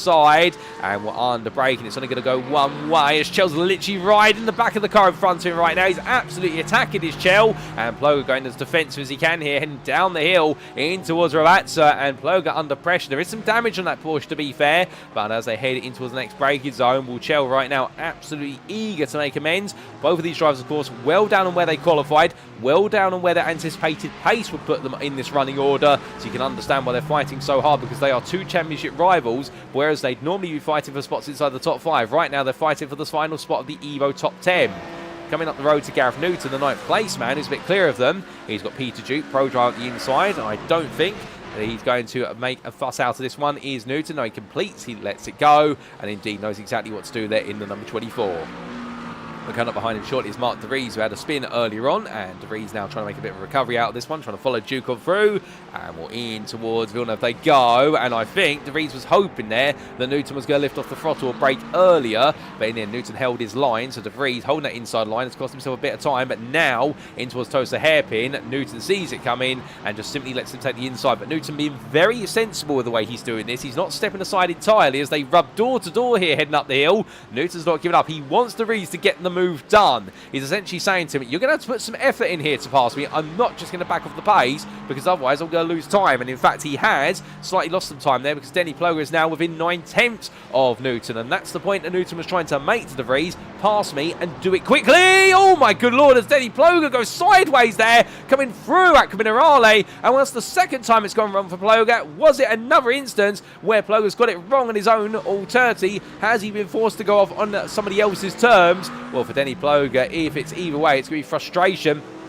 Understandably so. And well, right now, we'll wait to get a replay of what's happened to Denny very shortly, but going completely sideways, as meanwhile we come back to Fortis Katios, who has found his way recently past David Hutchison, as we say hello to SimRacing TV, and we'll say in there looking like a SimRacing International personal best. Indeed, right now the split straight esports driver is absolutely charging, although Hutchison is back with him here as they come down the hill, so therefore it's not over yet in this fight, but we are seeing the Greek driver put on a phenomenal run of form, but now he's got to try and keep a menacing Mustang behind him, as well as a magnificent Mercedes, and also what is a McLaren. So Bardwell's caught up to the back of this as well. He wants to play a bit of a role here, but no change between them, as we've got a black flag for Vincent Lodder and a slowdown flag for Dean Sheesby. So the black flag, that will be for instant points, so Lodder will have a drive-through penalty. I believe it's been a bit of a battle with Sheesby and they've perhaps made contact. Sheesby meanwhile had to cut the circuit at some point as a result of that battle and serve a slowdown.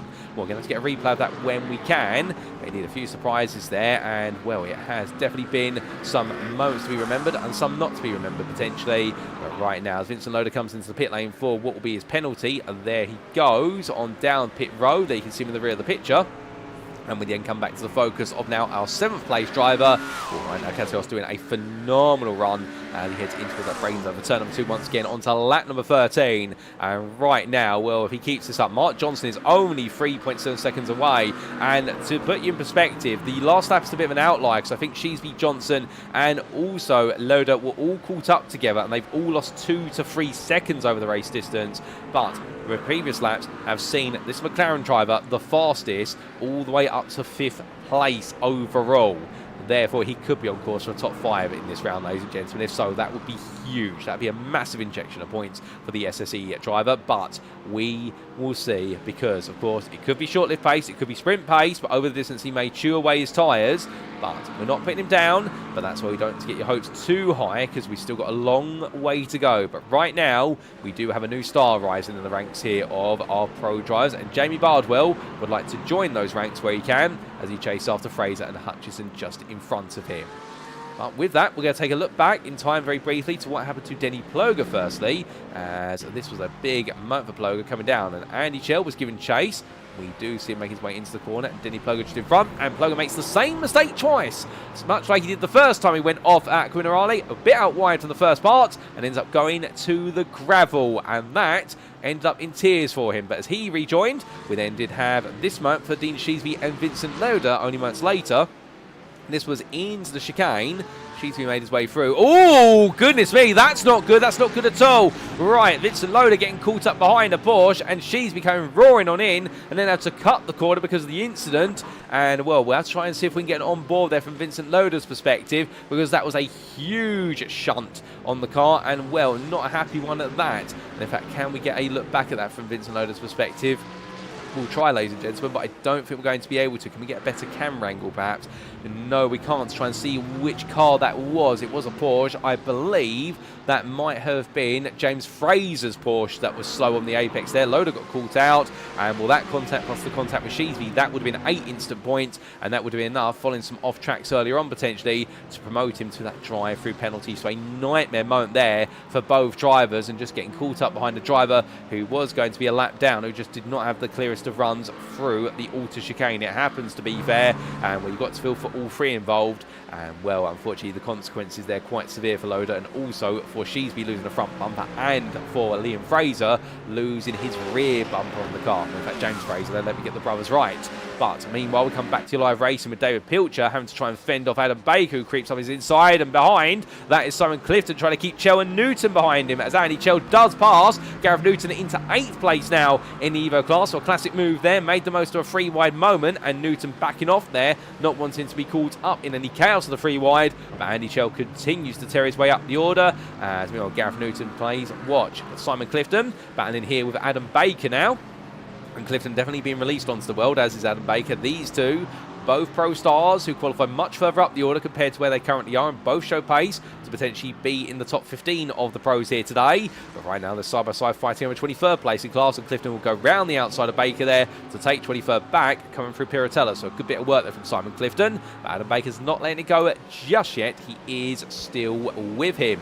Now, off camera, meanwhile, it's as quickly as we can talk about him, he's making places. Katsios has now gained another place. He's up to 6th place, ahead of Mark Johnson. And indeed, right now, if we could find a way to keep a camera stapled to him, I think you could definitely get him on board. If you like F1 TV at this point, get you on board with Katsios, because he, right now, is an absolute scene of excitement. Here's a number 190 McLaren, but he's found his way past Johnson. He's picking off these Ford Mustangs and Mercedes one by one. His next target is Dean Sheesby. He's made a mountain out of a molehill of Villeneuve chicane by running out onto the gravel there, and well, Sheesby now down to only 8 tenths behind. So if he takes the next place, he will be into the top 5 for the first time this season, will the 190 driver, and he's just got to try and hold on to it for the best part of 35 minutes plus the final lap afterwards. We have cleared 25 minutes of this race, and pit stops now do abound, as we've also got a black flag for James Fraser, and that is for instant points picked up, so that's going to be a drive-through penalty. But the long queue of cars behind here, that's building up behind Dean Sheesby. See Liam Fraser, the brother of James Fraser, is right at the back of the group. We're all in the way onwards then, and will anybody decide to defect to the pit lane, or will they all stay out? Well, I'd imagine somebody surely's got to decide to pick a point at some point because of the fact that we are heading towards emptying fuel tanks, although you can go to the best part of 40 minutes of race without needing to come into the pits for fuel, depending on the circuit and how much fuel saving you've done. But Sheesby's in, so Sheesby decides to let the pack go. So for the first time in his SRI history, Vitus Katios now runs into 5th place. And, well, will he be able to hold on to it over the distance because he's giving himself clear air? And look at the speed! He is carrying down that start-finish straight. They've got something absolutely spot on in that McLaren. As meanwhile, Hutchinson up the inside of Mark Johnson. Side by side they go into the corner. And Mark Johnson's car there, I think the livery not quite loading. But the one thing about it is it's definitely still showing all the damage on the car as it heads in towards what will be Villeneuve chicane. And that's going to be Fraser looking around the outside of Johnson. He's going to get it, or is he? The answer is no, not quite, as Mark Johnson right now defends and defends hard. And more they make the way in towards Tosa. And that's going to enable Jared Love to look around the outside. So that's going to be Mercedes on Mercedes action. And Love has caught up to this very quickly. The best part of what was a second faster than everybody in this pack on the previous lap. But Liam Fraser now proving to be a little bit stubborn here and making sure not to let them through. Heading in towards Piratella. I think it's going to be a question of when, not if. Love can go for another move as we ride on board here, and as he makes his way down in towards the Aquanerale chicane sequence. Well, the DC Motorsport driver here, he absolutely knows he's got the pace to be in this pack, if not ahead of it. The only problem is when you're at the back of it, and they're all very capable drivers, capable of making their cars 2-3 cars wide effectively, well, you've got to try and pick the right time and place to make a move. That is much easier said than done here at the Imola circuit, which it offers overtaking opportunities. It has some wide parts, but it also has some very tight and narrow sections, such as the middle section of the lap. Down the hill, no change at the moment, waiting his turn. James Bostock, meanwhile, he's been another star who's made his way up the order. In fact, he starts all the way down in 26th place. Bostock here now trying to move up, going around the outside of Paunia in towards Arazza, and does get it done on the brakes there. Lovely move from James Bostock. He moves up into 10th place, and I think that's going to give him a lot of confidence and happiness there, because this season for Bostock definitely has been one of uphill battles every step of the way. But right now, even with some pit stops in play, this puts Bostock in the hunt for a top 15 finish in the Pro class, so he's going to be very happy of that. But let's look back to your overall time in town now, ladies and gentlemen, because of course with pit stops playing out, we need to see where drivers fit back into the overall running, not just their classes running. And we can see that James Howarth on the back of Paunia and Bostock, he is caught up here and he now wants to play the game as we ride on board the dashboard of the 154 Dexterous Motorsport Zemeckis Aston Martin. Looks one way, then the other. Does he go for it here? He thinks about it. That is indecisiveness there from Howarth. I think he felt he was close enough to lunge it, but decided not to, and in the process botched his line into Villeneuve, and you can see he slightly missed the second apex there. But heading all the way up the hill, well, right now James Howarth definitely staying close and trying to put the pressure onto the Sim Coach Corvette, the only Corvette here today. But to be fair, I'll tell you one thing, I hope Robin never changes the car, because the Sim Coach livery looks lovely on it, and also he will always, in my mind now, become synonymous with the Corvette, because he has extracted some phenomenal drives out of it, particularly in Season 9 in the Premier class, and he's doing so again here today at Imola in the Pro class, because he has got it into the top 15 on overall strategy, and will racetrack wise right now he's in 9th place and really mixing it up with some of the finest names in that Pro class around him, including this man who we're riding on board with, James Howarth. Out the corner they go, and as they head on down, well, meanwhile, it is going to be a very different race if you're at the front of the field, and by your lonesome for Robin Noel Brown, who puts another 6 tenths over Nick Stubbe on that lap. And right now, the GPX SimSport driver for the Xenon team seems to be in a little bit of a postcode of his own. As you can see there, Stubbe, the best part of 3 seconds ahead of Robin Milton.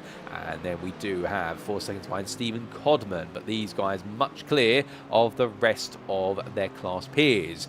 But whilst all this is happening, well, where is the man who we were thinking, is he going to roar his way to a 5th place? Well, after his pit stop, he's come back out behind Sheesby. So Katios right now trying to find a way through. Fraser, meanwhile, Liam Fraser has come out behind Katios. So the Moonshiners Racing Club team has sandwiched him. He's going to try and make the pass here because they're losing time with Mark Johnson in the pit lane at the moment. He's all over the back of the MRC Mercedes in front. He's under a lot of pressure to perform. And remember, all this fighting right now will give an opportunity to the likes of Jared Love to make the way back ahead on strategy, but roaring the way on through, well, we do see them roaring on down. And where is Mark Johnson? Johnson's leaving the pit lane. There he is. Where's Sheesby? Where's Katios? They're going to be behind, so Johnson is going to come out ahead, or is he? No, he's not. He doesn't have enough speed here, so they do clear Johnson. And now Katios knows he's only got one drive between him and potentially 5th place. When all the strategy is said and done, unless Jared Love can pull off a miracle stint at this point and get himself ahead, but he is looking very, very close between them. And in fact, Jamie Bardwell, we need to give a special mention to him. He's leapt ahead of this whole group by the best part of 6.5 seconds,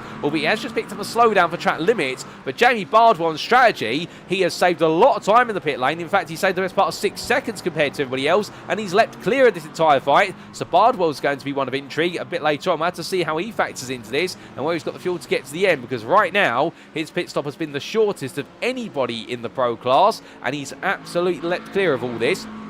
So therefore it could be that right now this is effectively the fight for 6th and 7th we're seeing on screen, but we'll only know once those pit stops are said and done, as they all make their way for Aqua Minerale now for what is the 18th time of asking. All the way through. Meanwhile, we come back to the Evo class, and he's your Evo leader at the moment, Steve Rubino. He's still a bit lonely at the very front of the Evo field, yet to pit, and then you have to come all the way back to 13th place overall. Callum Morrow there, the 2nd place Evo driver, who right now is 1.6 seconds clear of Stuart Rice, who still has Jan Nagy right behind. So Nagy right now, I think, playing the game of watch, wait and listen, as meanwhile not waiting and watching, indeed attacking, is James Howarth around the outside of Pioneer. Philip Harris there as well, and Harris there being a bit cheeky, I think, really trying to give his rival of Howarth some confidence to attack, and it absolutely unsettles Pioneer, who runs wide there coming through Villeneuve, and wasn't edged out wide there, just on a compromise line. 2 went into the apex, and while the driver on the outside, Norman does have to back off as they find the gravel, and Robin Pioneer losing 2 places to 1. So Philip Harris there being a very smart driver, just deciding to tuck in behind for the Euro Titans team, not fight it, and just let Howarth really guide him through, and that has worked out absolutely brilliantly for the SimMagic sponsored McLaren as he heads on down the hill. But meanwhile, we do have a pit stop going on for Robert Norton. We also do seem to have what has been difficulties for David Pilcher, who's dropped all the way down the order. We'll see if we can get a replay of that when we can. Meanwhile, we have had James Howarth have a nightmare. Oh, that's James Howarth at Aqua Minerale. We didn't quite catch that, but he's got off the road and rejoined. What exactly happened to Howarth? Here's a quick replay. So after all the grace of passing Robin Pioneer, made his way into Aqua Minerale, and the car just went round on him there. I think he was worried about carrying too much speed there, and I think a bit of indecisiveness saw him drop a gear when he didn't need to. Can we get on board? I think we can. Let's listen in. So down the hill, it's at this point we're interested. Oh, indeed it was. You'll notice there on the dashboard, drops to first gear. You never want to do that on an apex recording in a GT3 machine, not one that tight, because first gear, plenty of revs, plenty of rear wheel spin, and the rear of the car will just come up so aggressively, even if it's front engine rear wheel drive. Well, that explains why Howarth went around there. I think dropped another gear in panic because he went too deep, only to then realise I didn't need to do it, but by then the car's already said it's too late, you're going around. So Howarth there making an error. He outbroke himself into Aqua Minerale. He's come into the pit, and this will be for his pit stop, but that has thrown away some time and places. But now we've got plenty of pit stops going on here. I think everyone's extended their fuel tanks as far as they can. And as we do see David Hutchinson coming through, Katios is at the back of this. In fact, he has been passed by Liam Fraser, so he has been escorted backwards here. So the split straight esports driver now, as much as he's making progress in the first stint, the second stint, it's not working out. But indeed, I think you'll join me, much like SimRacing TV will, in the YouTube chat and saying there's going to be world-class entertainment here all the way through to the end. As that's David Hutchinson being almost pinched there by Dean Sheesby, who went 3 wide into Villeneuve, a driver who's a lap down. And as they cut the hill, that's Klaas Vellen who's a lap down, and we'll make it the way on through. We do see Katios has got back ahead of Fraser. Fraser was flashing his lights there. I don't know if the two of them have come to arms with each other or whether that's been aided by Vellen being in the mix. I'm not saying Vellen's done anything wrong, to be fair, but of course he's in the scene, we have to consider him. But as they all make the way now through Piratella, this race continues to keep us guessing, as does Hutchinson right now is under so much pressure from Sheesby, who's going to go around the outside of him into Aqua Minerale. That's brave, decides to back off, but Sheesby looking very threatening as Hutchinson glides wide, comes back on the road, and they all just miss being collected there by Hutchinson, who did everything he could to stop the car, but the Access Sport red driver in the end had to be at the mercy of everybody else being aware of him, and everyone did incredibly well there to avoid being collected. And well, David Hutchinson, to be fair, I think he'll be grateful to them all afterwards. I think he will be going down the pit lane and giving them a box of chocolates for that one, because there's nothing sweeter than making sure when you make an error you don't end up collecting anybody with you. And Hutchinson was under a lot of pressure, and in the end that pressure became absolutely tantamount to a terrific disaster. But as he now makes his way back up to speed, Chris Starswell's in front of him, so Starswell gains another place, moves up into 14th place in Pro. We have got a couple of drives to our sequence, including Robin Powney, who's your race leader at the moment. Nick Stubbe is behind, and hold up a second. We've had a change of overall leader effectively, because with Powney yet to pit, Stubbe is up into second. Now that is a huge swing. That is a 4.5 second swing in the pit lane in the favour of Nick Stubbe. So it does look as though here Stubbe has been able to save all the time on circuit in the first stint, and Robin Brown has had a slow pit stop. The team have got it wrong at GPX Sim Sport, and now he's got to play catch up. This is not part of the script for Robin Brown, and with the fact he's got to find his way past Denny Ploger, that's going to buy Stubbe a little bit of breathing room here as Noel Brown breaks himself in towards the second part of Aqua Minerale, and things are going from good to bad to worse as he tries to bring it back together. Well, meanwhile, in terms of other updates, we have unfortunately seen a disqualification for the race because the instant points picked up for David Pilcher. Unfortunately, ladies and gents, we don't have any information as to suggest why he's picked that up other than what would be instant points, but he has had to make several visits to the pit lane. I wonder if it's been for a technical issue with the car or alternatively contact with a barrier that we're not aware of, but we've not got any replays to really give you there. If we can find anything out, we will, but I do feel sorry for a good number of you because you are David Pilcher fans, none more so than I am there in the YouTube chat. And if we can get some information, we'll feed it to you. But meanwhile, we're here as Martin Brandon and Gareth Newton fighting over 10th place in the Evo class. They're about to go down the lap because the leaders are trying to come through, but not before Brandon goes up the inside here and takes that 10th place in Evo, 33rd on the road.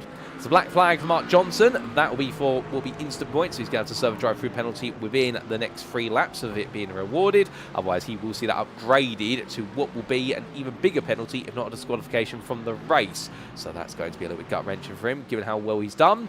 Robin Powney is in the pit lane at the moment, gradually making his way out the pits there. You'll see him on the left-hand side of your picture. So the race leader comes back out in 10th place. So he's done a brilliant job as the Corvette driver of sneaking his way up through the order just by going the longest of everybody on strategy. And sometimes that's what you need to do.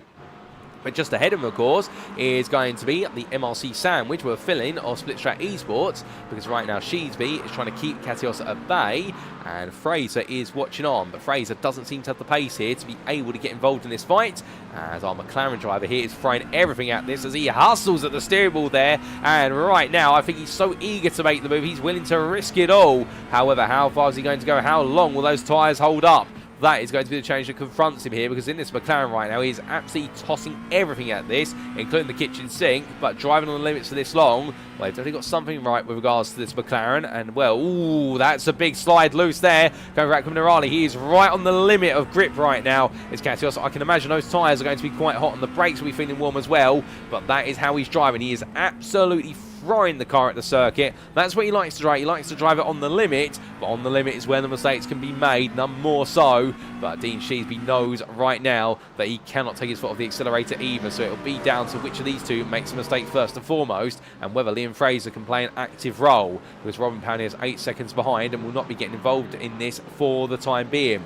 But back to the very front of the field, will Stubbe. He did take the lead through the pit stop strategy, but Robin Brown, I think, will be feeling as though he's the equivalent of what would be a 2018 Lewis Hamilton at this point, which is no matter whatever he did on the opening stint, well, it does seem as though the strategy goes wrong and he's got to make up a deficit in the second half of the race, but that he can't put down to strategy because that was a mistake of his own doing by the looks of things coming on through the Villeneuve chicane. And as he does rejoin, that gap he'd been able to bring down very quickly to half a second, as Sonny blown out by the best part of 300%, all the way up to 2 seconds. So Robin Brown has now quadrupled his work, and he's got even more to do, with Robin Milton only 2.7 seconds behind and closing quickly as well. So it would seem as though right now Milton is on a charge. Noel Brown needs to get his head back together. Nick Stubbe may not be as quick as his rivals, and Steven Codman is still watching on a distance here. He's got similar pace to Stubbe. He's not quite in it for a podium here unless they all start fighting, and he is brought into that battle as we get closer and closer towards the end of the race. Now, some of you may be wondering, well, that's all well and good talking about the podium in the Pro class. What about podium in Evo? Well, Steve Rubino is still your class leader here as he makes his way onwards, and he's leading by a very comfortable 7.3 seconds at the moment. Callum Morrow is the man in second, and for Morrow, he's tucked in behind James Howarth, who is a pro driver, but he does therefore have 2.2 seconds and some slipstream before you get to your third place Evo driver, Jan Nagy, and Stuart Rice is there. They have swapped places, Nagy and Rice, and that place swap occurring, I believe, as a result of the pit stops. Yes, it did. so therefore Nagy getting ahead in the pits, and now it's going to be down to Rice to try and find a way back. But Ross Young there, tucking up the inside of Stuart Rice into Aquanarale, takes the overall track position off of him, and Rice will now be hoping that the favour can be repaid by his rival as they make the way through, and indeed that it can be repaid to the iRacing driver, whereby it will be Ross Young who gets in the way of the McLaren driver for a bit and therefore essentially equalises the time loss of the two Evo drivers. That's the way he'll be hoping it will go, but of course that comes down to one small caveat, which is can Ross Young catch up to the 65 McLaren? Right now, all points would say yes he can, but it may take a few laps. So round and through they come. And as they make their way on to their next lap, a bit further back, Paul Maffey's been another star as well. We already talked about the Phoenix Racing driver. He's found his way into 6th place at Evo with Andy Chell right behind him. Well, Chell's going to go for the move here on his recovery drive, looking up the inside, but in the end hasn't got enough leverage to make it count. But the point is that Maffey started all the way down in 13th place in the Evo class, and right now up into 6th, on course for his best result of the season, and he's got one of the most ferocious drivers in terms of an appetite for places behind him with Chell. He hasn't really got anybody else coming up who can help out with this. Robert McNaughton is 7 seconds back, but credit where it's due to McNaughton. He's doing a great job. He's on course for a season best in 8th place in Evo. So a lot of the lower place drivers in Evo are having days today, which I think they're going to be absolutely pleased with. We'll have to see how it all plays out. Meanwhile, Jakub Krafik and Stuart Rice, it's two Aston Martins. Well, in fact, it's a Porsche and an Aston Martin, albeit similar rear ends, but the rear light of the Porsche being very distinctive. And well, Jakub Krafik up the inside of Stuart Rice there in towards Piratella, but that is going to bring Rob Gregg a bit closer here to Rice. And Rob Gregg right now seems to be on a charge. Wherever he was in stint number 1, we don't know answers on a postcard, as Craig Charles would once say, but right now, Rob Gregg definitely on a charge as he chases after Stuart Rice, because he's picked up the pace here, and I think he's really settled into the race. Off camera, a bit of drama. Dean Sheesby has picked up a black flag, and that puts him through for a drive-through penalty. So Katios does get past the Moonshiners Racing Club driver in the end. However, it's had to come through what has been instant points rather than overtaking them on the circuit. So Sheesby, as race goes backwards, and it will go backwards the way as it did for, say, Vincent Lodder by comparison. And I do believe Vincent Lodder may have retired from this race. Yes, he has. So we're not going to be seeing the SimRacing Team Lowlands driver for the remainder of the time at Imola, but Sheesby is going to carry on for now, as Matt Stace also makes his way out the pit lane as I look out my commentating booth window. We did unfortunately lose a driver right at the start of the race. He didn't make it to the grid, Jovan Hurag, where a technical issue is for Mustang. Hopefully he's able to get that resolved for a week's time when we do pick up the second half of the season. But Rob Gregg right now, the focus of our cameraman's attention is still on a mission to try and bring down fellow Aston Martin driver and take 4th place in Evo off of Stuart Rice. As they cruise their way in towards the Villeneuve chicane. Meanwhile, at the very front of the field, Nick Stubbe's about to make his way towards the end of his current lap. And well, for the Vulcan Fasters by Glass Tech Racing driver, what's going to be on his mind at this point? And well, what it's going to be is that Robin Noel Brown is closing. Last lap, a 41.7 for Stubb, and Noel Brown, a 41.6.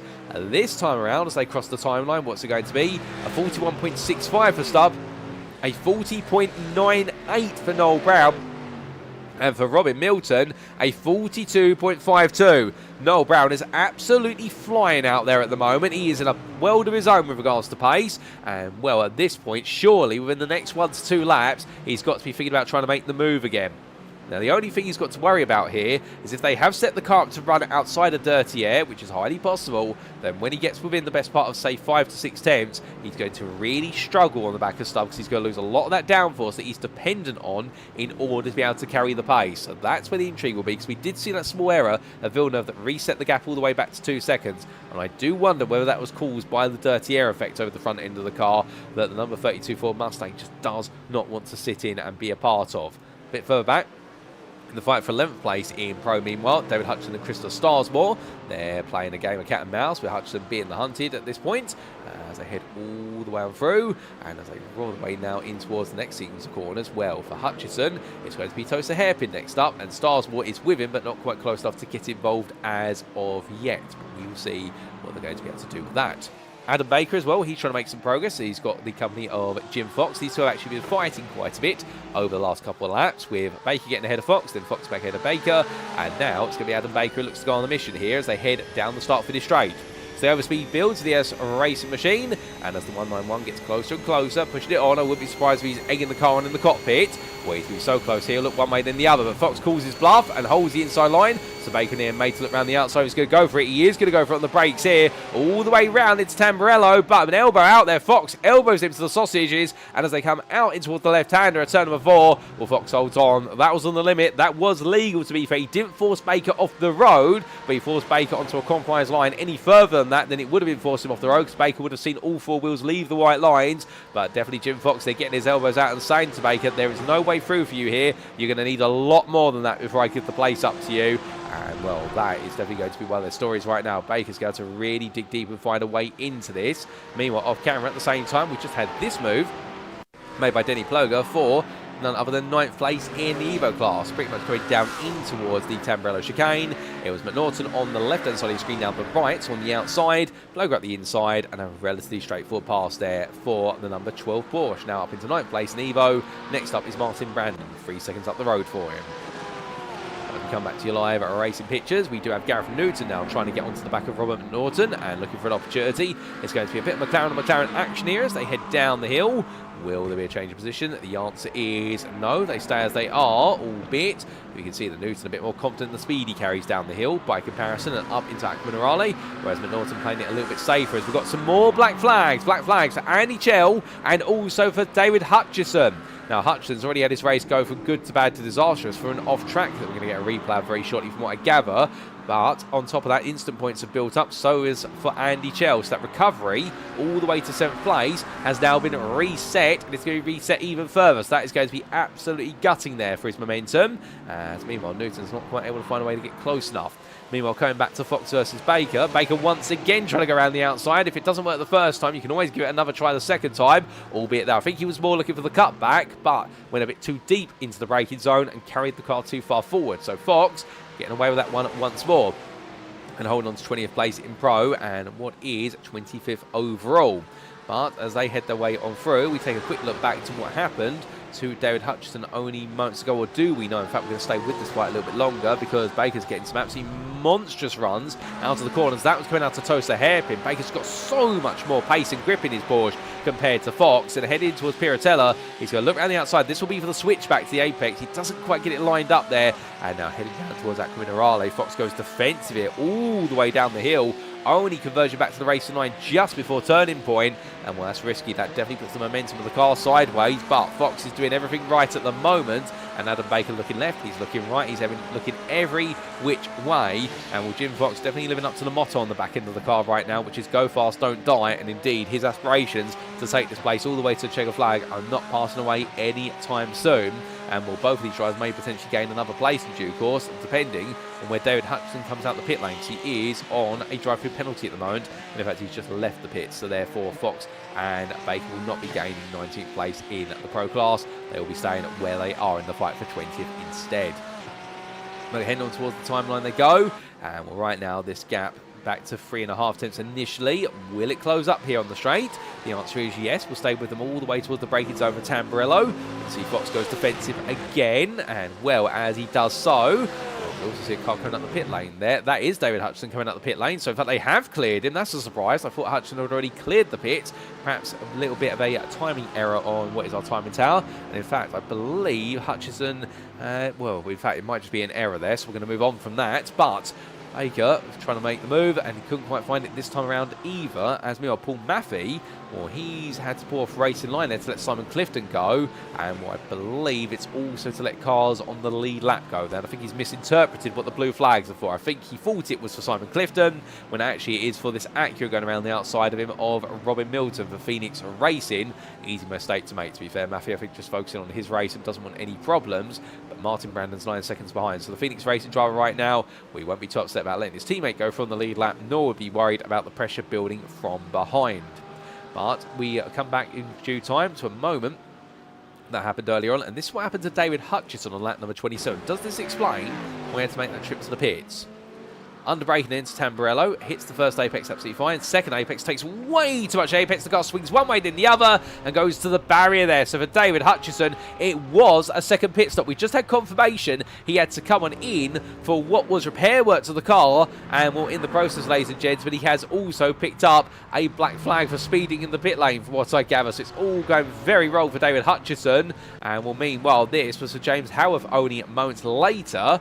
And well, he made his way in towards the toss of hairpin. Rear of the car starts to step loose, gets the power down, and then an unsettled rear went to the barrier there on the inside of the circuit. Easy mistake to make, and indeed, James Howarth's race now going from good to bad to worse.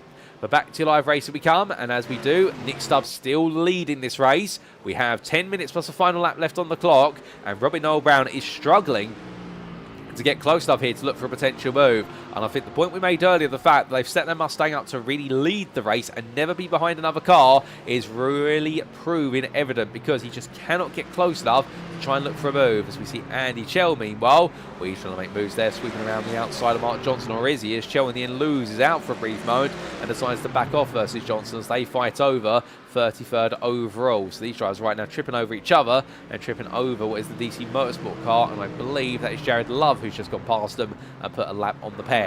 But back to the front of the field, and the point being that right now Nick Stubbe, if he can hold that gap and not let it get too close, if he can keep it around the 4 to 5 tenths mark at the lowest point, I think he's going to be safe here, unless he makes a mistake of his own doing, or Noel Brown finds a way to get that Mustang to suddenly obey him in what is the low speed traction zones, because right now it just does not seem to click. As soon as he gets within half a second, it all goes wrong immediately, and that is a sign of a car that does not respond well to being the chase car rather than the lead car. But down the hill they come, and as they do, we jump aboard with the 32. So through the left hand, the GPX has put Zen on car, this time looking a bit more composed, turns in nice and early there for Ravazza, just about keeps him in track limit. So I think Noel Brown is adjusting now, but it is a very gradual adjustment he's having to make. And well, he's coming to terms with the gap standing at 5.5 tenths now as they cross the timeline. 41.2 there for Stubbe, 41.0 for Noel Brown. So gap continues to swing the way of the man who was leading from pole, but right now he's not leading the race. But what could he do when he gets even closer? Now within 4 tenths, a poor run through Tamburello there for Stubbe. So therefore Stubbe has had a bit of difficulty heading in towards Villeneuve. Will the difficulties continue? Left into right? Yes, they will. Stubbe is struggling on this lap. Well, this is uncharacteristic, and I think Noel Brown right now confident, looks to the inside, decides, no, I'm too far back, we'll just put the dummy in there, but does outbrake himself a little bit as a result because he swings the momentum around. Remember, this Ford Mustang, one of the heaviest cars on the grid, so therefore when you do make those quick sun direction changes going into a braking zone, the momentum sloshes around there like a sailboat, and well, it's very hard to get that amount of mass stopped in time compared to some of the more nimble machines in the GT3 class. They do have a minimum weight they have to comply to, but right now the Ford Mustang, based on its BOP, is one of the heavier cars out there as they head for Aquinarali. But this is more what we were expecting from Noel Brown. If he can tame the car, which he's doing, he can now stay within 3 to 4 attempts, and that will give him confidence here. Through the auto chicane, hopping his way through, not as confident over the curbs there, runs out a little bit wide. Gap opens up in the favour of Stubbe, and well, it's been great to ride this whole lap out because we are starting to see where one is stronger than the other, and it seems like it's the first half of the lap where Noel Brown is the strongest.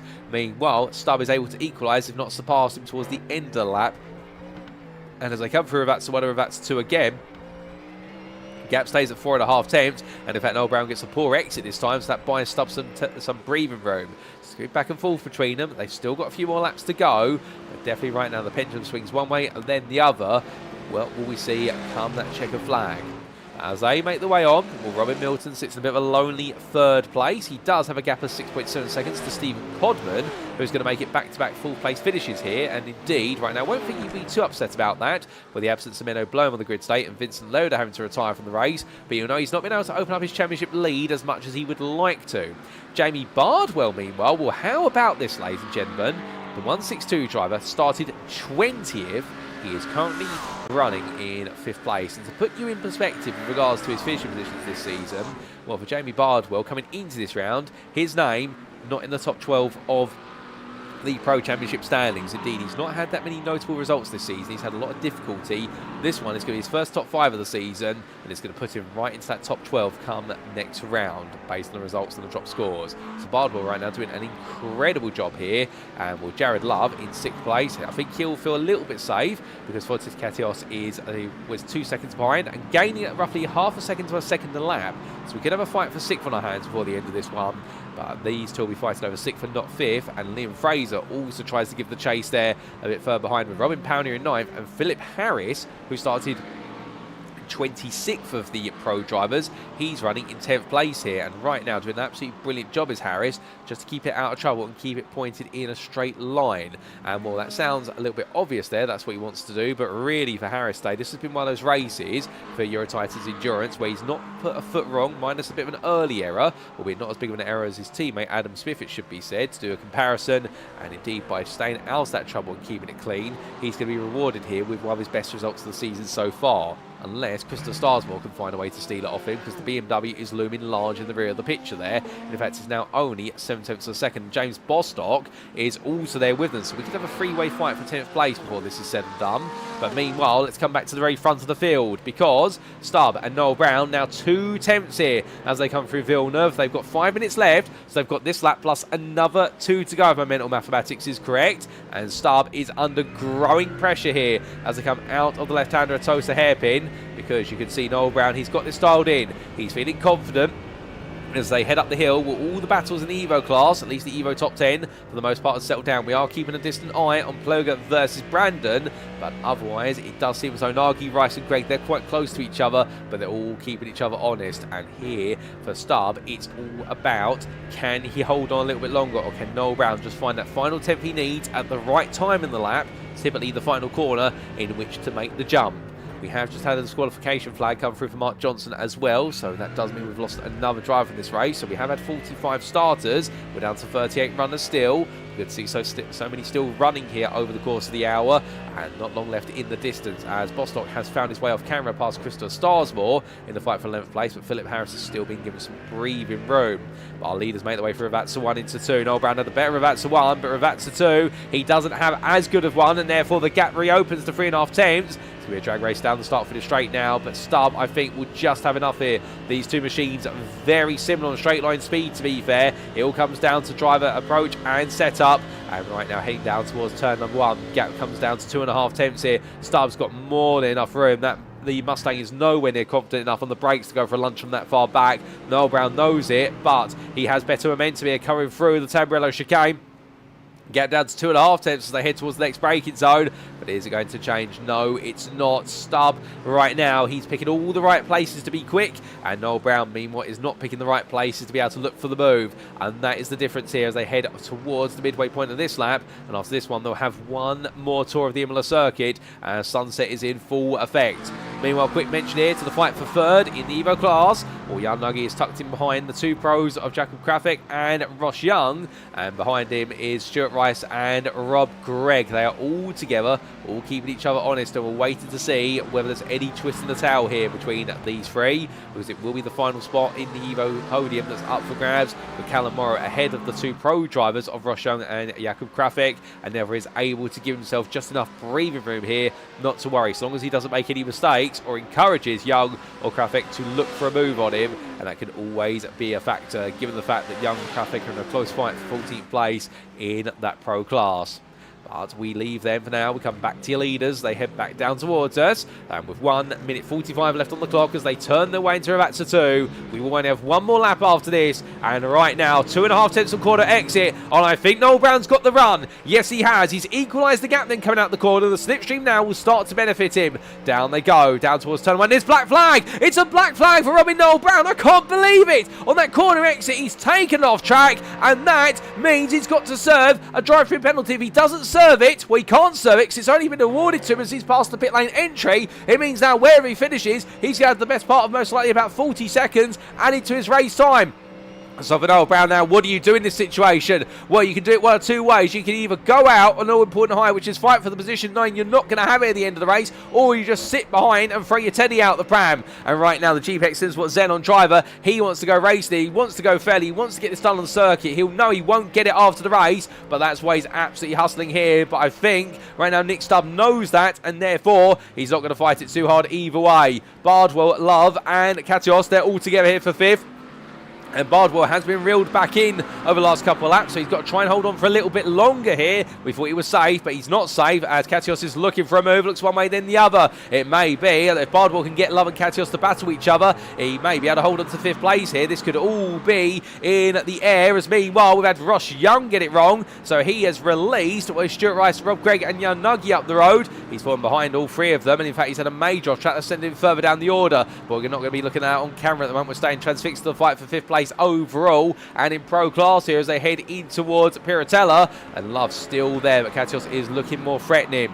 But as the threat rises, we must come back to the front of the field, because after an incredible victory last time out at Mugello, here today at Imola, he got into lead on strategy, and a late twist of fate has prevented Noel Brown from changing the narrative, because Nick Stubbe makes it back-to-back victories here overall and in the pro class ahead of Noel Brown, who finishes 2nd on the road, but he has a penalty to serve. Robin Milton then will take 3rd at least for now, but he'll be moved up surely the 2nd.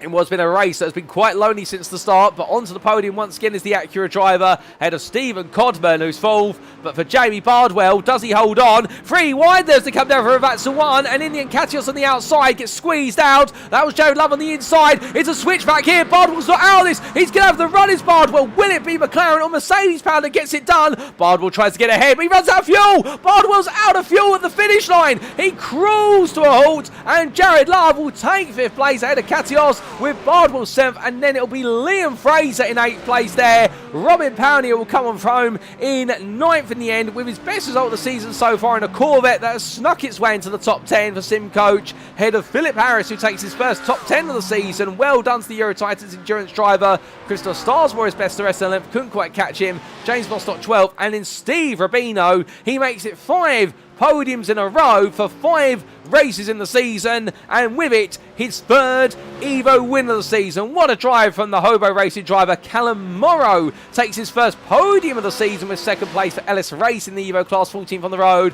Jakub Krafik is 15th, and then Jan Nuggie on the podium once again for Iris Race in the Evo class, but this time a 3rd. 16th overall ahead of Stuart Rice and Rob Gregg as they round off your top 5 in the Evo class, with Peter Duke and taking on through what will be 19th place ahead of Mark De Vries, and then it will be Ross Young and James Howarth who complete your finishing order there. But of course, ladies and gentlemen, all of this caveated with Noel Brown picking up that black flag going on to the final lap, and will very shortly, we will be bringing you the provisional results. They will account for Noel Brown's added time penalty, and we will see whether that shuffles a lot of drives up one place. So hold the phone caller, because we will be looking to those results. In fact, they have come on in as our drivers cool things on down, and we've had some great performances, but the big question is, how are things shaking up with a black flag at the front of the field right at the end? Well, we do look to the scenic view. Let's find out then as we head to your provisional results, subject to any Stewards inquiries, and here they are as the Imola circuit starts to fall quiet.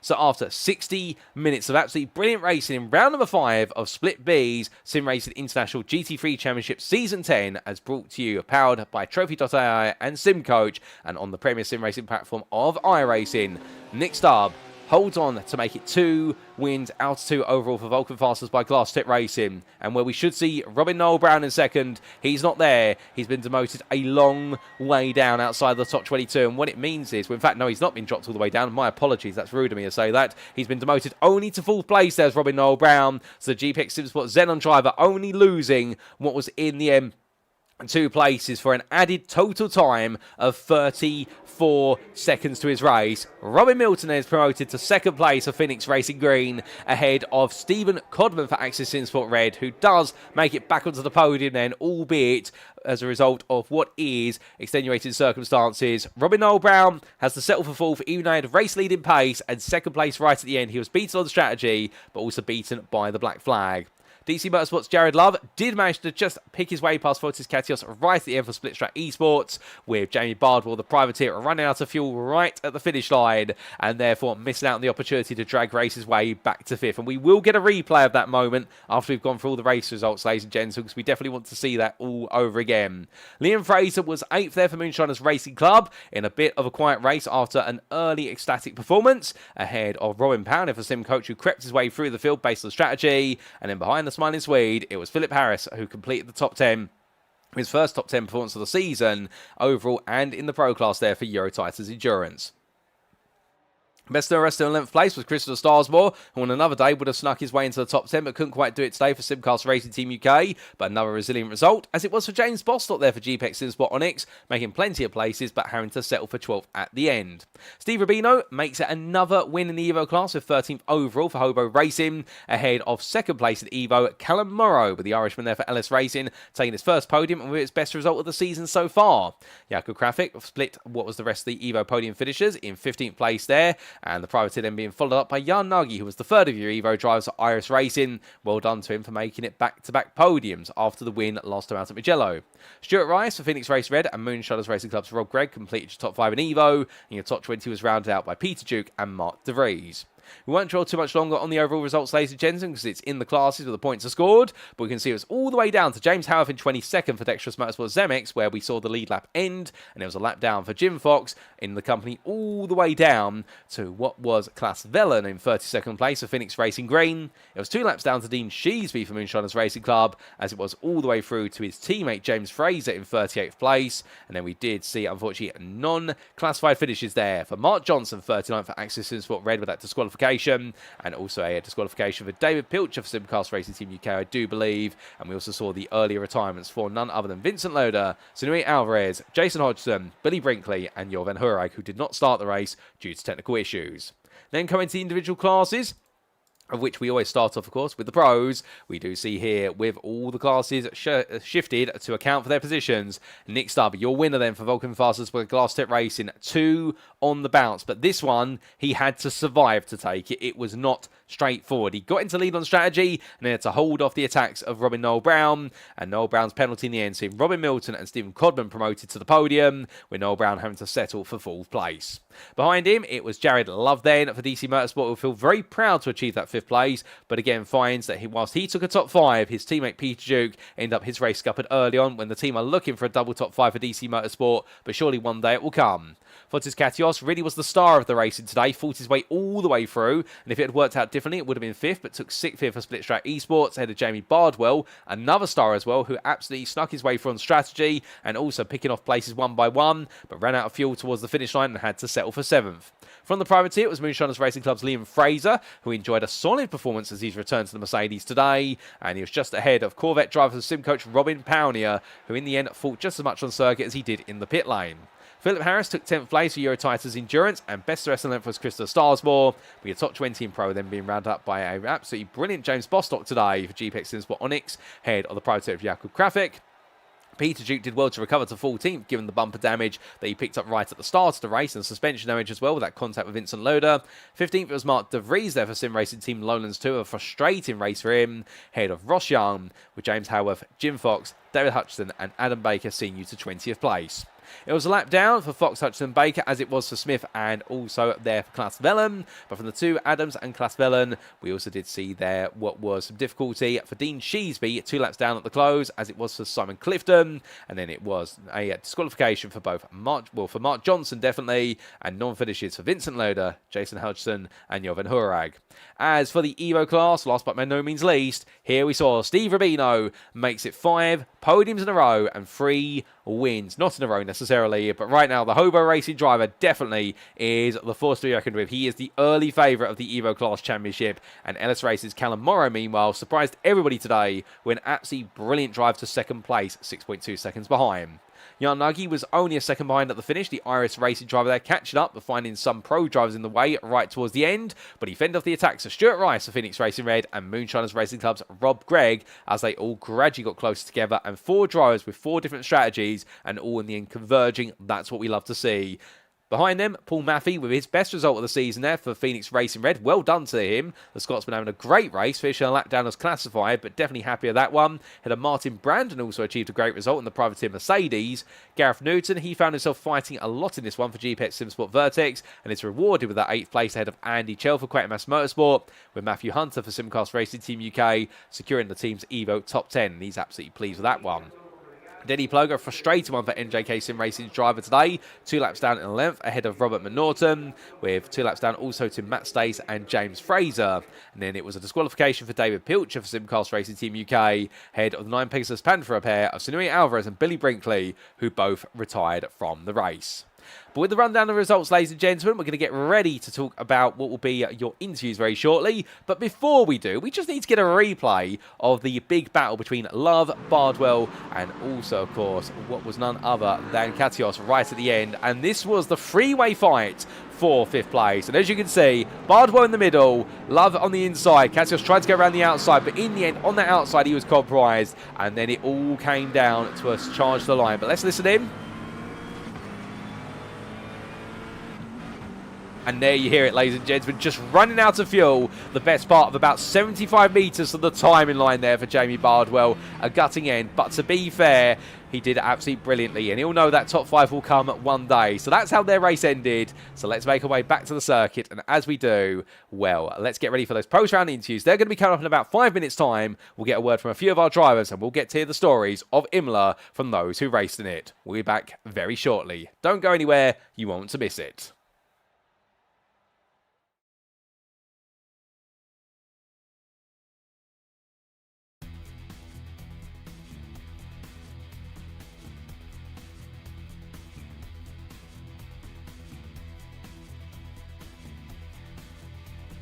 Of the green flag, and there we go. Tristan immediately getting the jump on his teammate Luke Lucchese, and he's going to have to go the long way around the outside. It's not done yet because Luke will have that favoured inside line going into turn 1 side by side.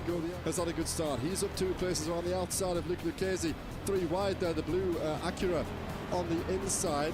Hayden Phoenix Miller has gone from 4th to 1st in the matter of 1 braking zone there, and he will carry these drivers now down in toward turn 4. Great start there for the debutant who had strong qualifying pace, and now he might be up with an opportunity of making that stick if he can get the clean air in the next, and Plug could have a good run here. Let's ride on board. How does the Noblica defend going into the chicane? Is Plug going to do that tactic where you just stay there right until the last? Noblica moves over to the entry into the chicane. Good driving. That's a wobble by Tristan, and he's off the road. He's going to lose the position. Is he going to stick up the inside? No. And is Justin Eloff going to fancy his chances? No, he stays. Watkins Glen, and to have only 9 minutes till we reset and go again gives, I think, the drivers a bit of a moment to pause for thought, because how are you going to manage this, especially if you're 3 wide down the main straight? Humphrey, Leskinen, Catrali all don't get out Raj Harper 2x2 into the opening corner. Outside line taken for Humphrey. Also a little bit of time on the exit though, as it looks like it's a better run for Kalle Leskinen, the leader now in that pro class, as they run their way up the hill through 2 and 3. It looks like Raz Harper's got the best run, and now we could see both elite drivers come through on both pro drivers. So they'll have to get it done on the outside of the bus stop, and that is going to be more than difficult to do. Who's going to get the slipstream? That could be crucial. And as we now head towards the line, the first round of the season in the America's GT Challenge is underway, and there's a bit of a check-up on the second row of the grid there, as some of the guys have to really slow down and keep it under wraps. But now as they go into the first corner for the first time, hopefully everybody keeping it nice and clean. We'll have to see just how they do. All the GTEs making their way through. Obviously there's a bit of a gap back to the GT3s. They have their own race starting separately, and it's Justin Eloff ahead of Alex. Getting a bit busy though towards the front of the GT. There's a bit of bump drafting. Perry's in here as well. Tim's looking to try and find his way through. Brian Wildmon at the back of this pack as well. Hayden Miller getting the big old push from Perry as they work their way towards the opening corner. I think it's probably quite smart from Tim there just to keep Hayden closer to the front too, because if Hayden loses out, they all lose out. He's not necessarily going for that move. going to go for it as he looks all the way in towards the S's. 2 by 2 they go behind Christopher Wandler and Moss there. Well, they have swapped places back to how they were. And, well, this is going to be Williams. A small tap between the two of them. They just about survive it. And in the end, Archie Williams is going to make the move. Stick around the outside. That's bold. That's brave. But that's how you get it done. And well, cross the line he goes. And now Christopher Wandler also ahead there as Bowie Moss gets forward. And now they make the way down. You can see he's pulling over there, Darren. He's not happy. He knows he's vulnerable. He does. He's just defending that inside line. He knows it's difficult to walk around the outside into the S's. Barry Nuevo is going to try it though. He's got a great run and he's already passed. He's already passed before we get to the corner. Easy as you like. And Wilmon can do absolutely nothing to defend there. The exit wasn't too poor from the Ford Mustang, but there's too much pace in that Corvette in the straight line. And Barry Nuevo just waits bye-bye. Easy for the 77.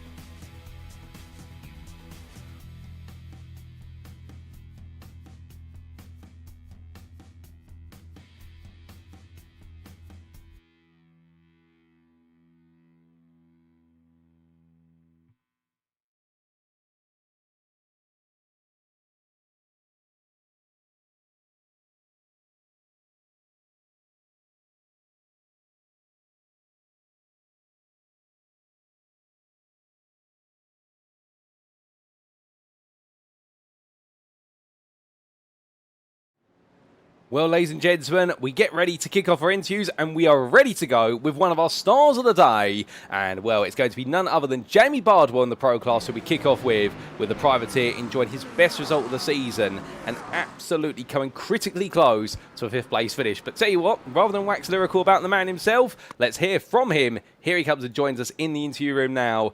Jamie, good evening to you. It's great to have you with us. And goodness me, how close you came to 5th place today. I mean, your best result of the season was 7th place, but I get the feeling that part of you's quite gutted to have missed out on 5th place.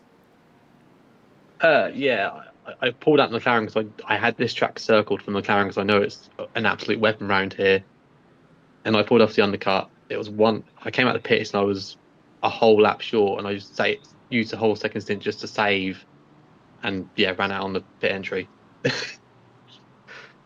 Oh, goodness me. I mean, that is painful to run out when you know that the taste of 5th place is literally just up the road. But still, along the way, you've definitely set a lot of hearts aflame today. And I think you've drawn a lot of fans your way with what has been a brilliant choice of car for this circuit. Plus, also, just an absolutely brilliant drive. I mean, talking a little bit about the McLaren, you say that you picked the car with the aim of being able to maximise its performance here.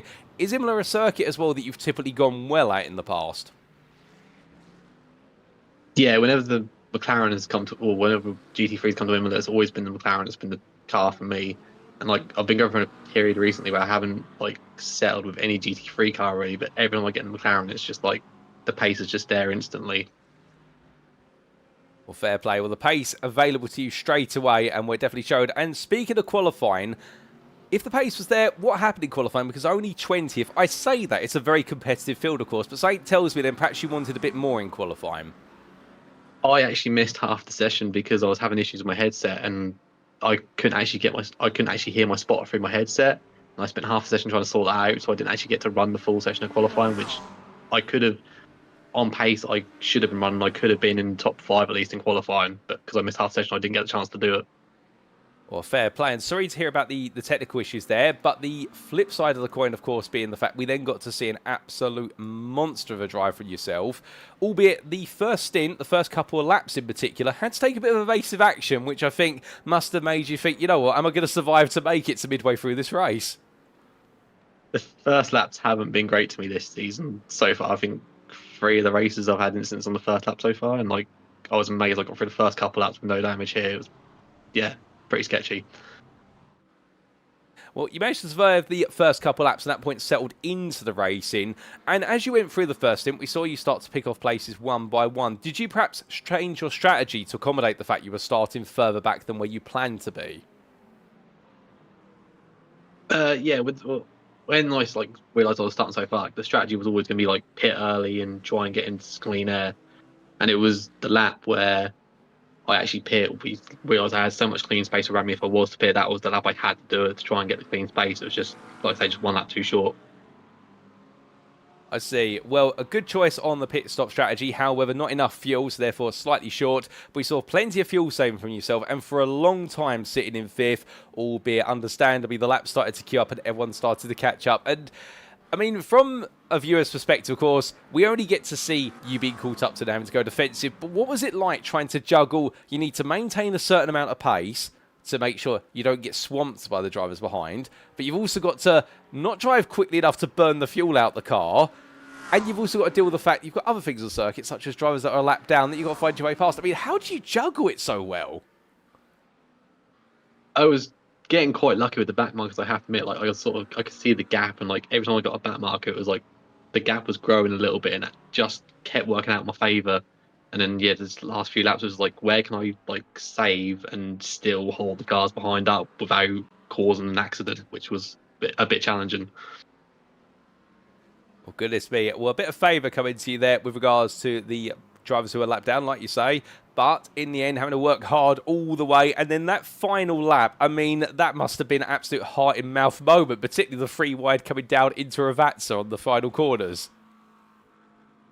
Yeah, I saw Jared go up the inside, and I was like, yeah, I might have to lose this position. And then I saw the other car going on the outside. I was like, nah, this definitely isn't good. I was like, if I can just like get a cut back, I might just get enough out of the corner, but it wasn't enough.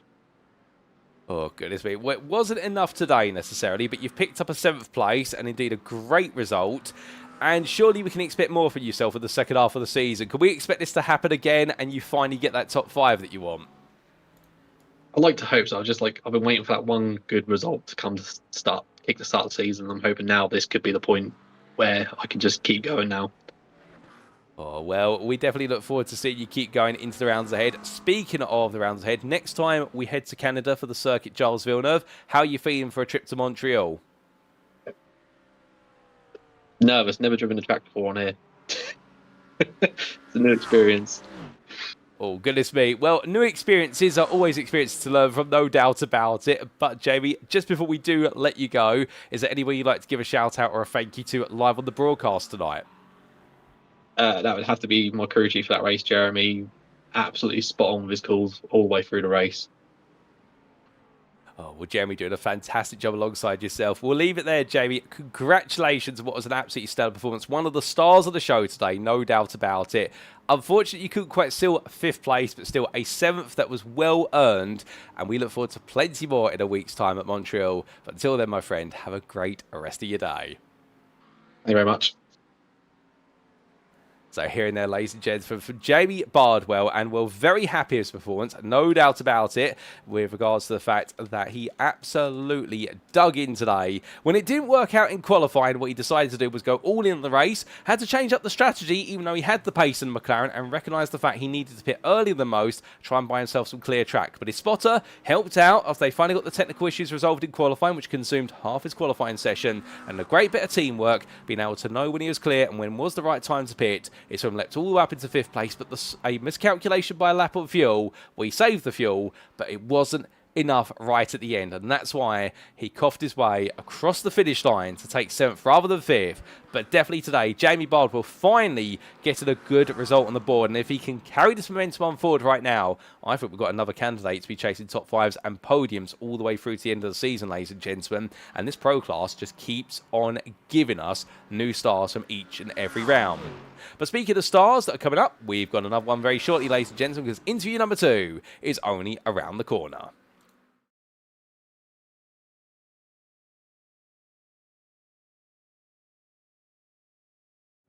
And so we come back for another interview and we stay in the pro class. But now we come to none other than Robin Noel Brown, who joins me in the interview room. Good evening to you, Robin. And, oh, goodness me. I mean, this must feel as though it's a race that it was all going right until the strategy said it wasn't quite going right. And a black flag at the end said it really isn't going right now. Still a 4th place, but something pretty screams out right now. This should have been a win for you today. Hey, Paul. Yeah, thanks for having me. I thought I got a dream start. Got away, I think I was 1.2 seconds up at the end of the first lap, so I was really happy with that. Really happy with the pace in the first stint. And then in the pit stop, missed my pit box by like a foot, had to reverse back. That cost me a second, and then I put in way more fuel than I needed. 5 or 6 litres too much, and Nick got me in the pit stop, and from then I was chasing, trying to get around back markers quickly, getting off tracks left, right, and centre, and then I was trying to line Nick up for a move into turn 1 on that final lap. Couldn't see the edge of the track and just went maybe a centimetre over track limits there and got the final 1x. So yeah, that was pretty frustrating. I don't know what Nick's done to that Mercedes though. It was so fast down the straight. He was pulling away from me even when I was in draft. So and he had really good pace all night. So it's a great win for him. Oh, I could hear it in your voice, the fact that whilst you are happy with your performance, the fact that it just slipped out your fingers and the frustration right at the end there. And like you say, millimetres was the track limit breach coming out of the final corner, going onto that final lap. But let's wind back to some of the positives. Let's talk a little bit firstly about qualifying. So far this season, your name hasn't really sprung to the top of the time tower in qualifying, or perhaps not as often as we'd like to see it up there. But here today in qualifying, from the outset, you were right up there, and well, 2 tenths faster than everybody for the most part, and then right at the end, you go a tenth even faster. Where did that come from? Yeah, I don't actually really know, Paul, to be honest. I hadn't got into the 140s at all in any practice that I'd done leading up to the race this week. So to get a 140.8, I was absolutely chuffed with, and then to follow up with a 40.7 was great. Yeah, I mean, I really like this track. I really love Imola. I've driven it a lot. I've got a lot of experience here. Some of the other tracks I'm not so familiar with, and also I'm terrible at setting up the cars. So if there isn't a setup from a setup shop for the track, I'm sort of lost. Oh, fair play. Well, you might be a little bit lost, but to be fair, at this circuit, you definitely look to be right at home. And putting it on pole, going into the race, we saw a good start for yourself, leapt away at the front, and everybody else starts to fight a little bit. It looked as though you were controlling that first stint. Yeah, it felt that way. There was a couple of mistakes that I wasn't that happy with on a couple of laps, getting in a bit deep into a couple of corners, trying to fuel save actually.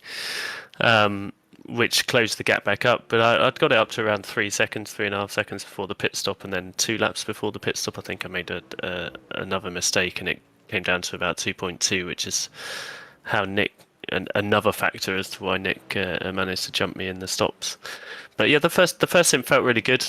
There was a lot of pace in the car. I felt I had it under control.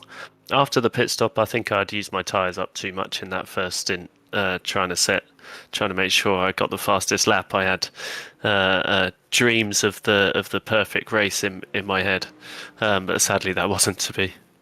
Oh, goodness me. So, with regards to those dreams suddenly being turned to slight nightmares, pit stops, what we did notice was that Mr. Stubbe, compared to yourself, saved the best part of about 4 seconds in the pit lane. Did something go wrong in the pits? It seemed as though it was a slow stop for you.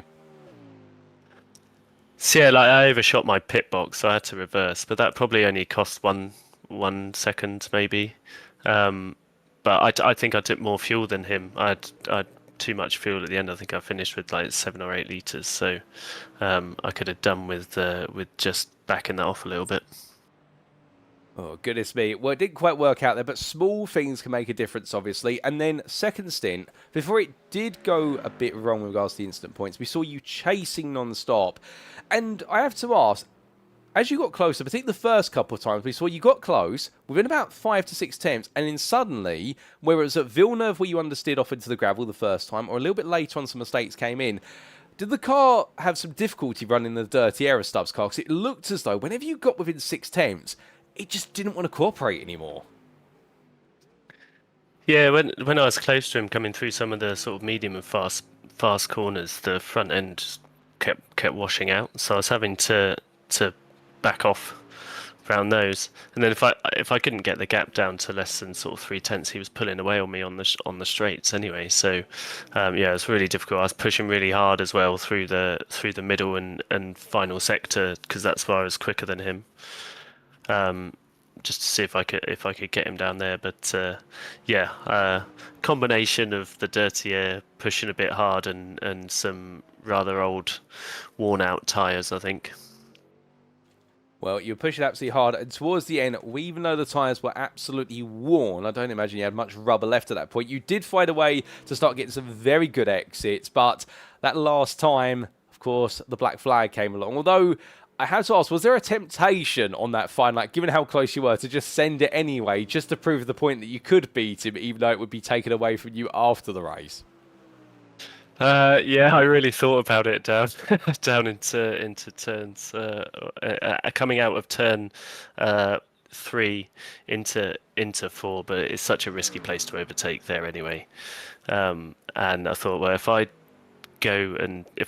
touch him and get a 4x, then it's a disqualification, and I take him out of the race for no good reason. So I decided to back out of it. But yeah, I'd finally created an opportunity to get past him, Paul, and I couldn't use it. Well, it's unfortunate, but still, if you couldn't beat him today, I'm sure you're going to be thinking one day it will beat him and make that win happen. So looking ahead, a 4th place today. We head to Montreal in a week's time. Can we expect you to deliver the same again there? I'd love to, Paul. Sadly, I'm not able to race next week, so I won't be at Montreal. But when I'm back in a couple of weeks' time, I'll give it my all to try and finish on the top step. Well, we'd definitely love to see that when you do come back, even if it is the Circuit of the Americas, a bit of a Marmite circuit for some.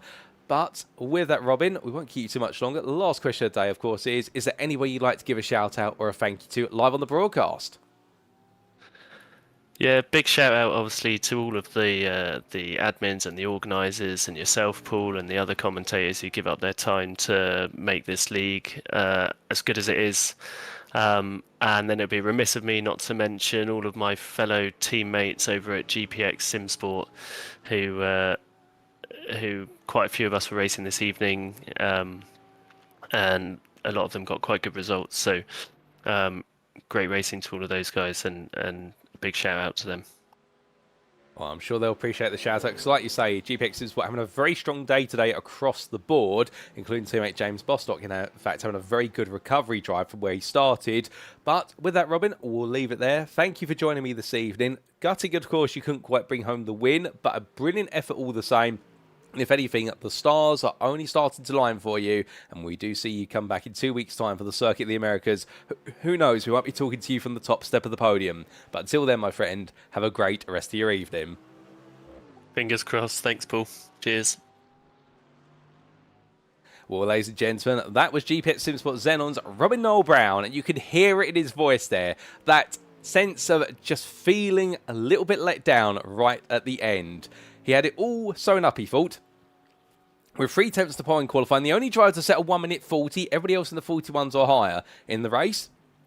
In the first stint, he was able to gradually pull away and open up quite a comfortable gap. But a small error in the pits outshooted his pit box, known to reverse back into it, cost him a bit of time. Plus, also, naturally, to put more fuel in the car because the Mustang is the thirstiest of the GT3s. And suddenly, Nick Stubbe is just in front of him. And as much as he chased him, some errors came in. Some incidents started to rise and the points started to go up. And just at the point, going on to the final lap, we got the best possible exit he could, coming out of Ravazza. The black flag arose, and he'd gone over the instant point line. As much as he wanted to go for the move for the lead to try and prove a point, he didn't want to risk it to see a disqualification come his way. Well, Robin Noel Brown definitely playing it smart, but unfortunately not bringing home a podium, let alone a win today. And when he misses Circuit Charles Villeneuve, he'll be hoping to just keep the momentum into 2 weeks' time, because if he does, we could see him there deliver the result that's escaped him at Imola. And if so, it'd be great to talk to him again then and hear him all happy with what could be his best result of the season. But with that, ladies and gentlemen, more interviews are coming. We'll be back within the next 20 seconds for our third interview of the evening.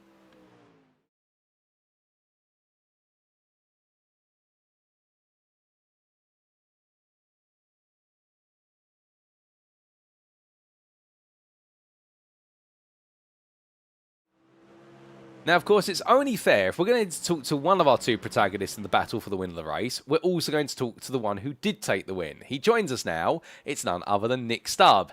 Nick, good evening to you. And once again, you spring a surprise on everybody, much like at Mugello. You come on through and you take victory. But this one, I think, must feel a little bit sweeter, knowing you did it versus somebody who had a bit more pace. Good evening, Paul. Thanks for having me. Yeah, this one was tough. I had to work really hard for this one, especially in the first stint. Got lucky behind Robin Milton to save a bit of fuel. Once I got past, I had a few moments in 3 laps which cost me like 2 seconds compared to Robin and Robin in front. And all of a sudden he made a mistake right before his pit stop.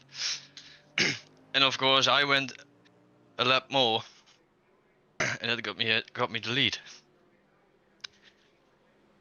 Well, with that strategy, definitely worked out to your advantage, and in the end able to take that lead. Now, we'll come back to talking about the second stint in a little bit, but let's just go back to qualifying. Now, third place in qualifying, it looked as though nobody was able to touch Robin Noel Brown in qualifying. Is that the truth? Was that third place the best you could get out of the car? Was there a 1:40 in the car somewhere?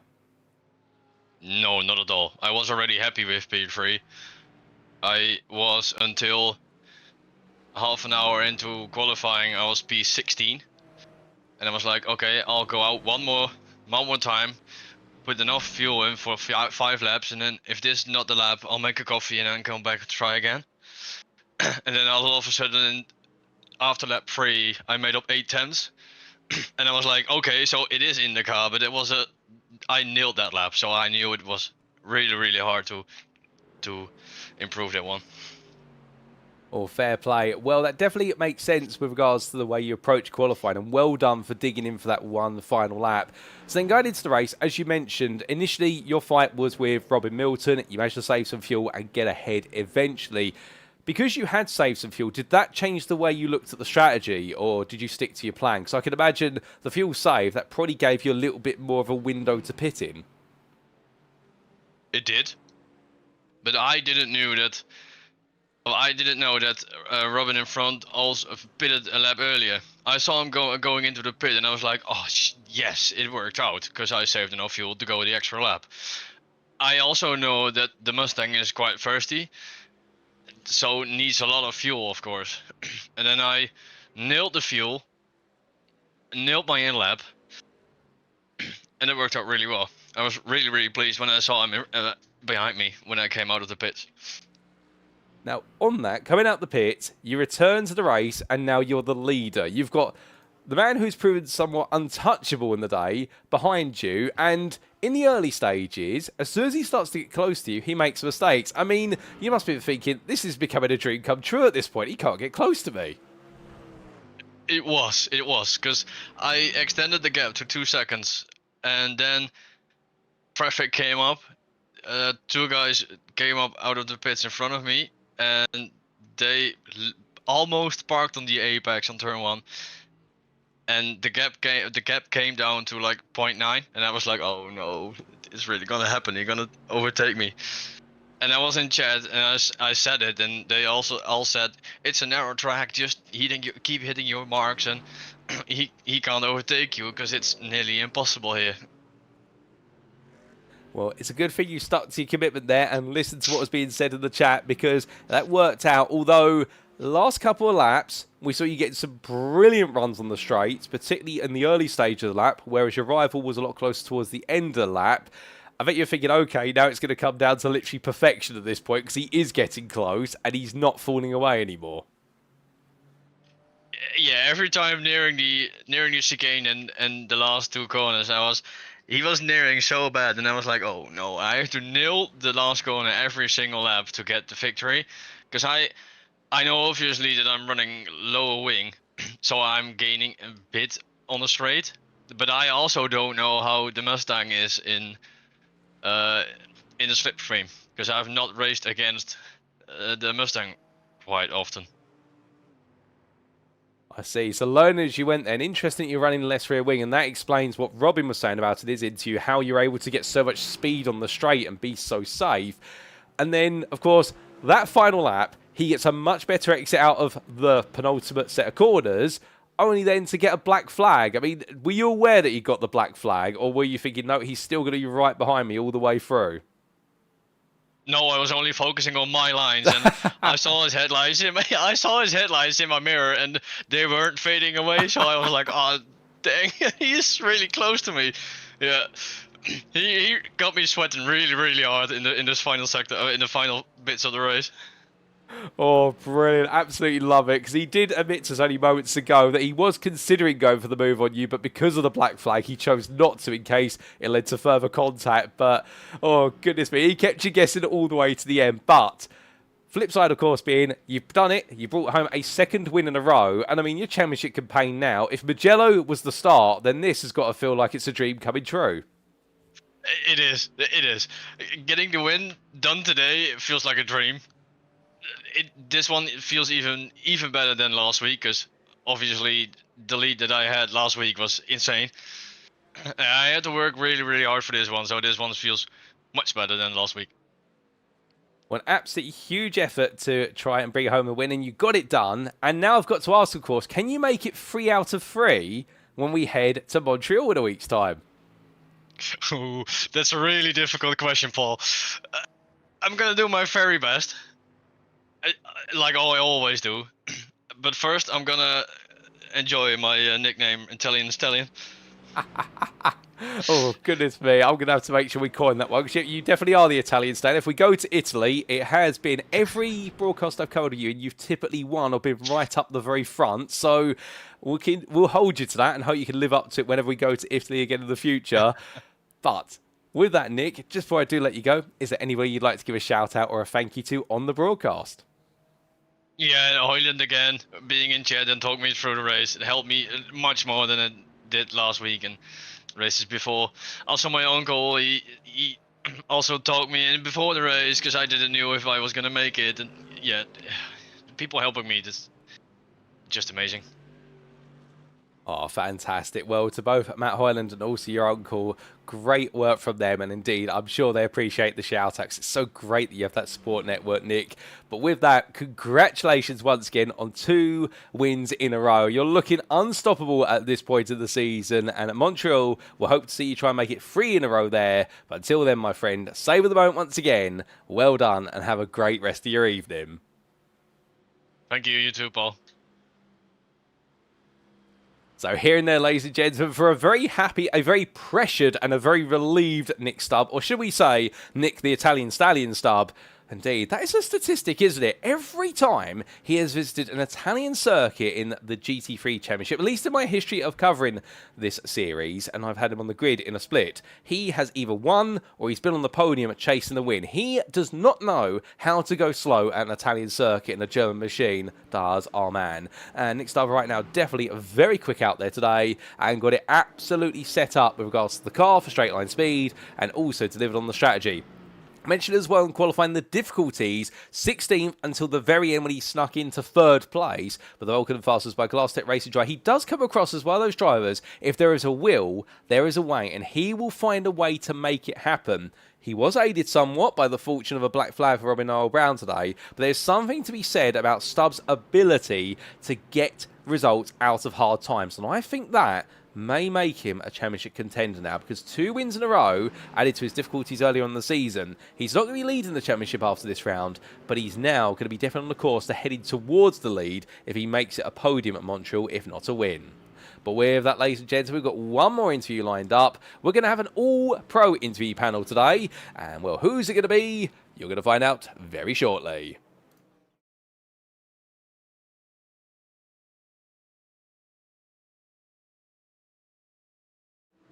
And for our final interview of this evening, ladies and gentlemen, we take a trip back to the man who finished 5th place. It was none other than Jared Love. Good evening to you, Jared. And what a race for yourself. I mean, it must feel as though it was a race that wasn't really going anywhere early on, and then suddenly, come the second stint, you're in a very tight fight for 5th place and an epic 3 wide right at the end of the race. I mean, how do you feel after all that? Yeah, I don't really know, to be fair. That's a bit wild. First lap was Peter obviously got taken out again, but we'll discuss that with the stewards, I think. And then had a wee instant myself, spun, fired all the way down to 13th or 14th, and it was just damage limitation. And how I ended up back 5th is I've got no idea, but I'm delighted that I did. You know, everyone seemed to pit a few laps before me, and I had the pace. I just needed a bit of clean air, put a couple of laps in. And then, luckily came out in 7 for 6 or something. and then just prayed when I saw how early he pitted dreadful names. Jamie was going to run out of fuel, and lucky for me, he ran out of it on the home straight. Oh, indeed. I mean, that was an epic ending today, so we'll come back to that shortly. Don't want to dwell too much on what happened to your teammate Peter Duke. Like you say, one for the stewards most likely, but an interesting statistic that we are picking up on this season. Whenever yourself and Peter qualify close to each other, within 2 rows of each other, one of you seems to have a major instance at the start of the race that either puts you out of the race or turns you towards the very back of the field. And today, we had it happen to both of you, albeit yours a bit less severe than Peter's. Just on the back of that, more focusing on yourself, when that happened, what did you sort of go through mentally there? How do you get yourself back into the race? Because I can imagine sometimes it's very tempting to go, you know what, it's gone wrong now. There's no point me continuing. But you continued today and you pulled out a brilliant 5th place. Yeah, that's it. You know, I knew I had the pace over most people. I didn't, as much as I hadn't qualified 7 for 6, I didn't set the lap that I should have set. In my opinion, I should have been up at the front 2 rows. So I knew I had the pace. It was just a case of getting back in the zone. It takes a lap or 2 after an incident, but it's trying not to rush that getting back on track.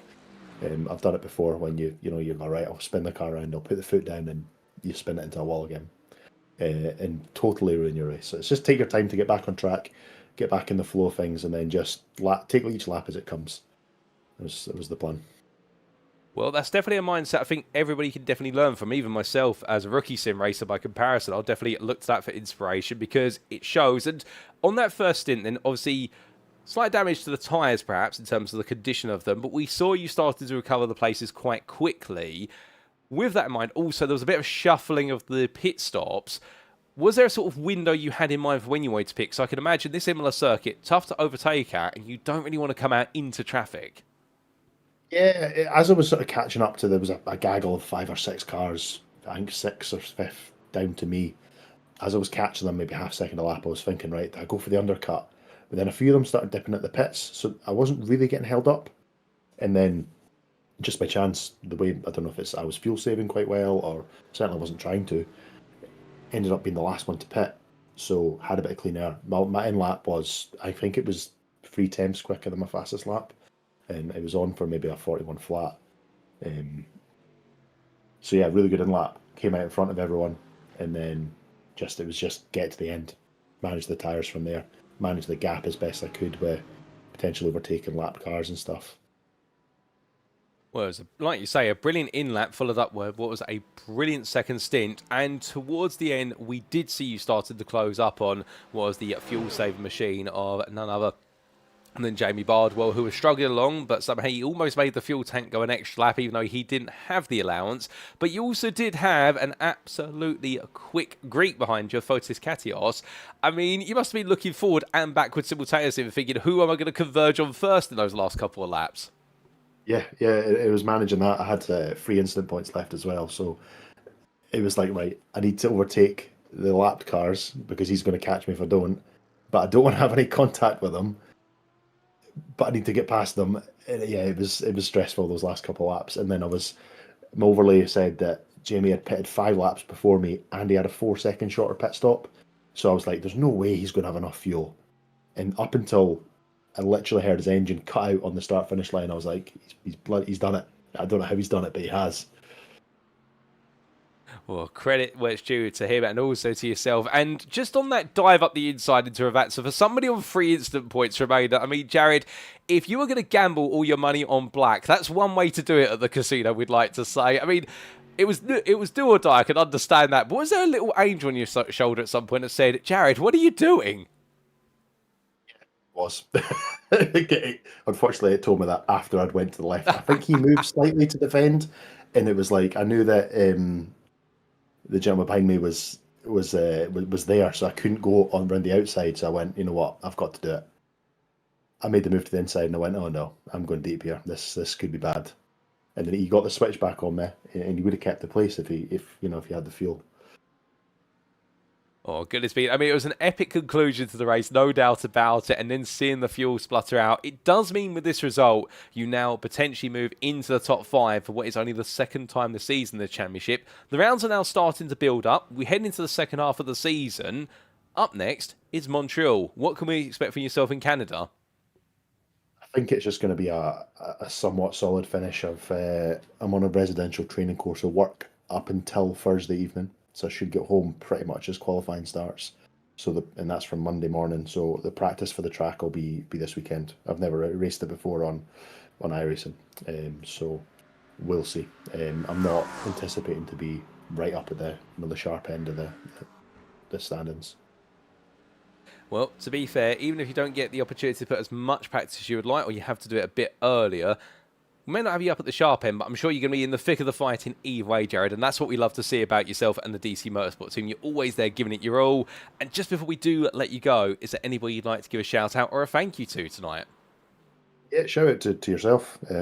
Broadcasts are fantastic, as always. It's great watching them back. Shout out to the wife and my two kids. They actually done quite well at going to bed tonight, which lets me sort of get my qualifying in stress-free without hearing them. And then shout out to the boys at DC as well. We kind of share telemetry and see when, right, okay, you're quicker in that corner, and we can hopefully, together as a 2 or 3, 4 of us, get to somewhat of a competitive lap time. Well, indeed, you guys are getting more and more competitive each and every round. A bit of bad luck has struck you so far in each round, but to be fair, I'm sure the bad luck's going to go away, and you have been the master of your own destiny in this race, no doubt about it. We'll leave it there, Jared. Congratulations on an absolutely resilient drive to 5th place. We look forward to plenty more in the second half of the season. I'm certain that a podium is going to come back to you one day, and there is going to be a great day under the sun. But until then, my friend, have a great rest of your evening. I hope the training course goes well, and we'll see you in Montreal. Cheers, Paul. Have a good night. See you later. And with that, ladies and gents, we conclude our final interview with Jared Love. Final interview of the evening, of course. Not our final time speaking to him. I'm sure we're going to hear from him again later on in the season. And the DC Motorsport driver there, really reflecting on what has been an interesting night of racing.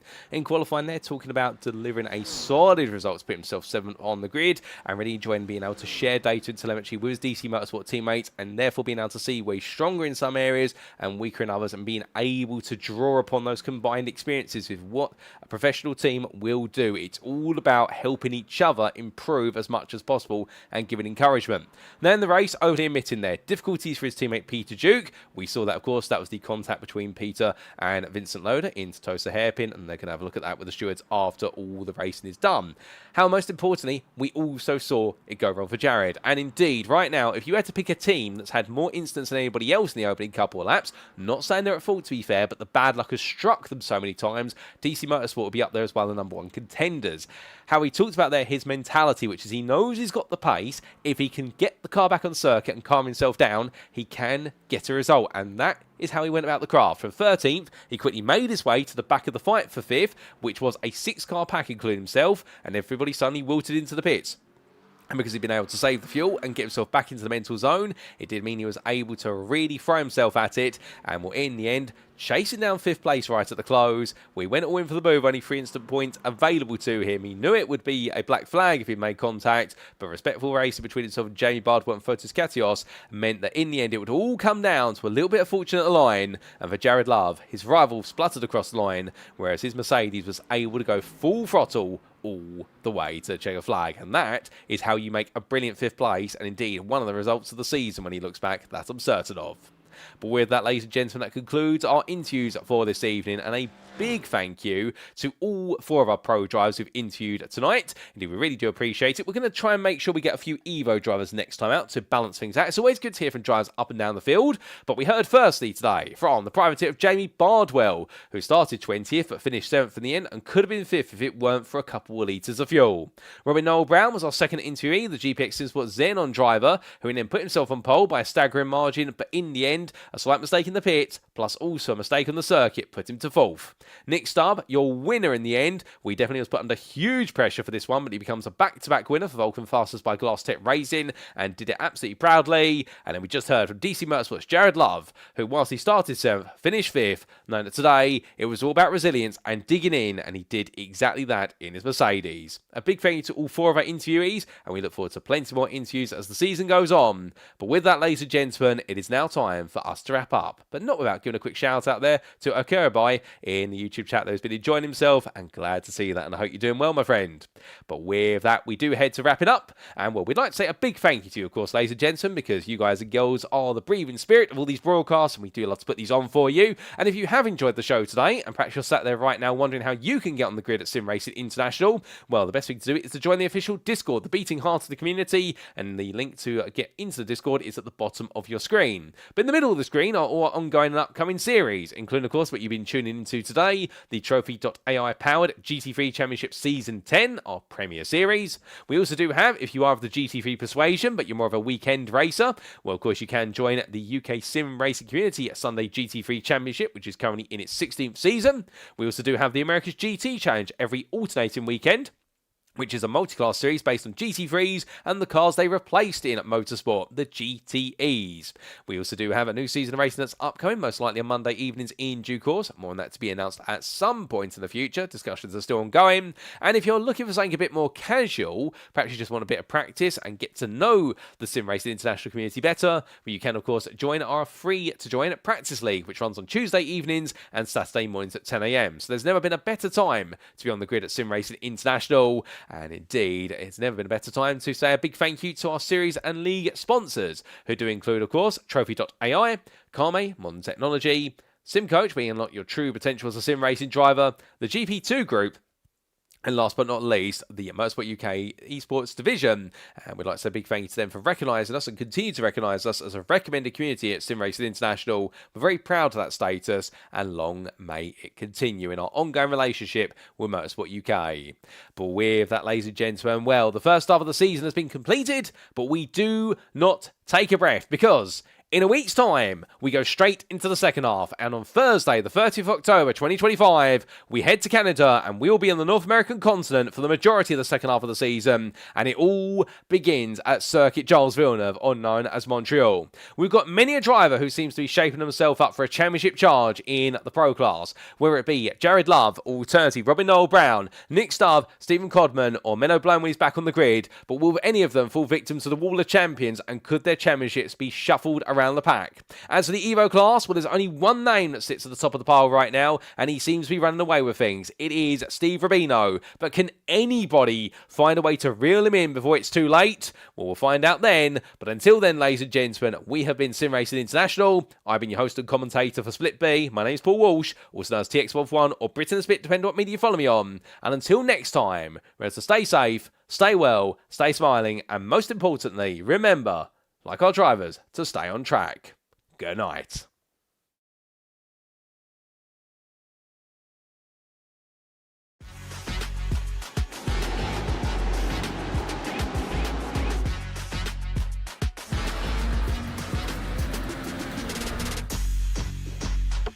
For the upcoming right-hander, brake 30 meters later and ease off the pressure.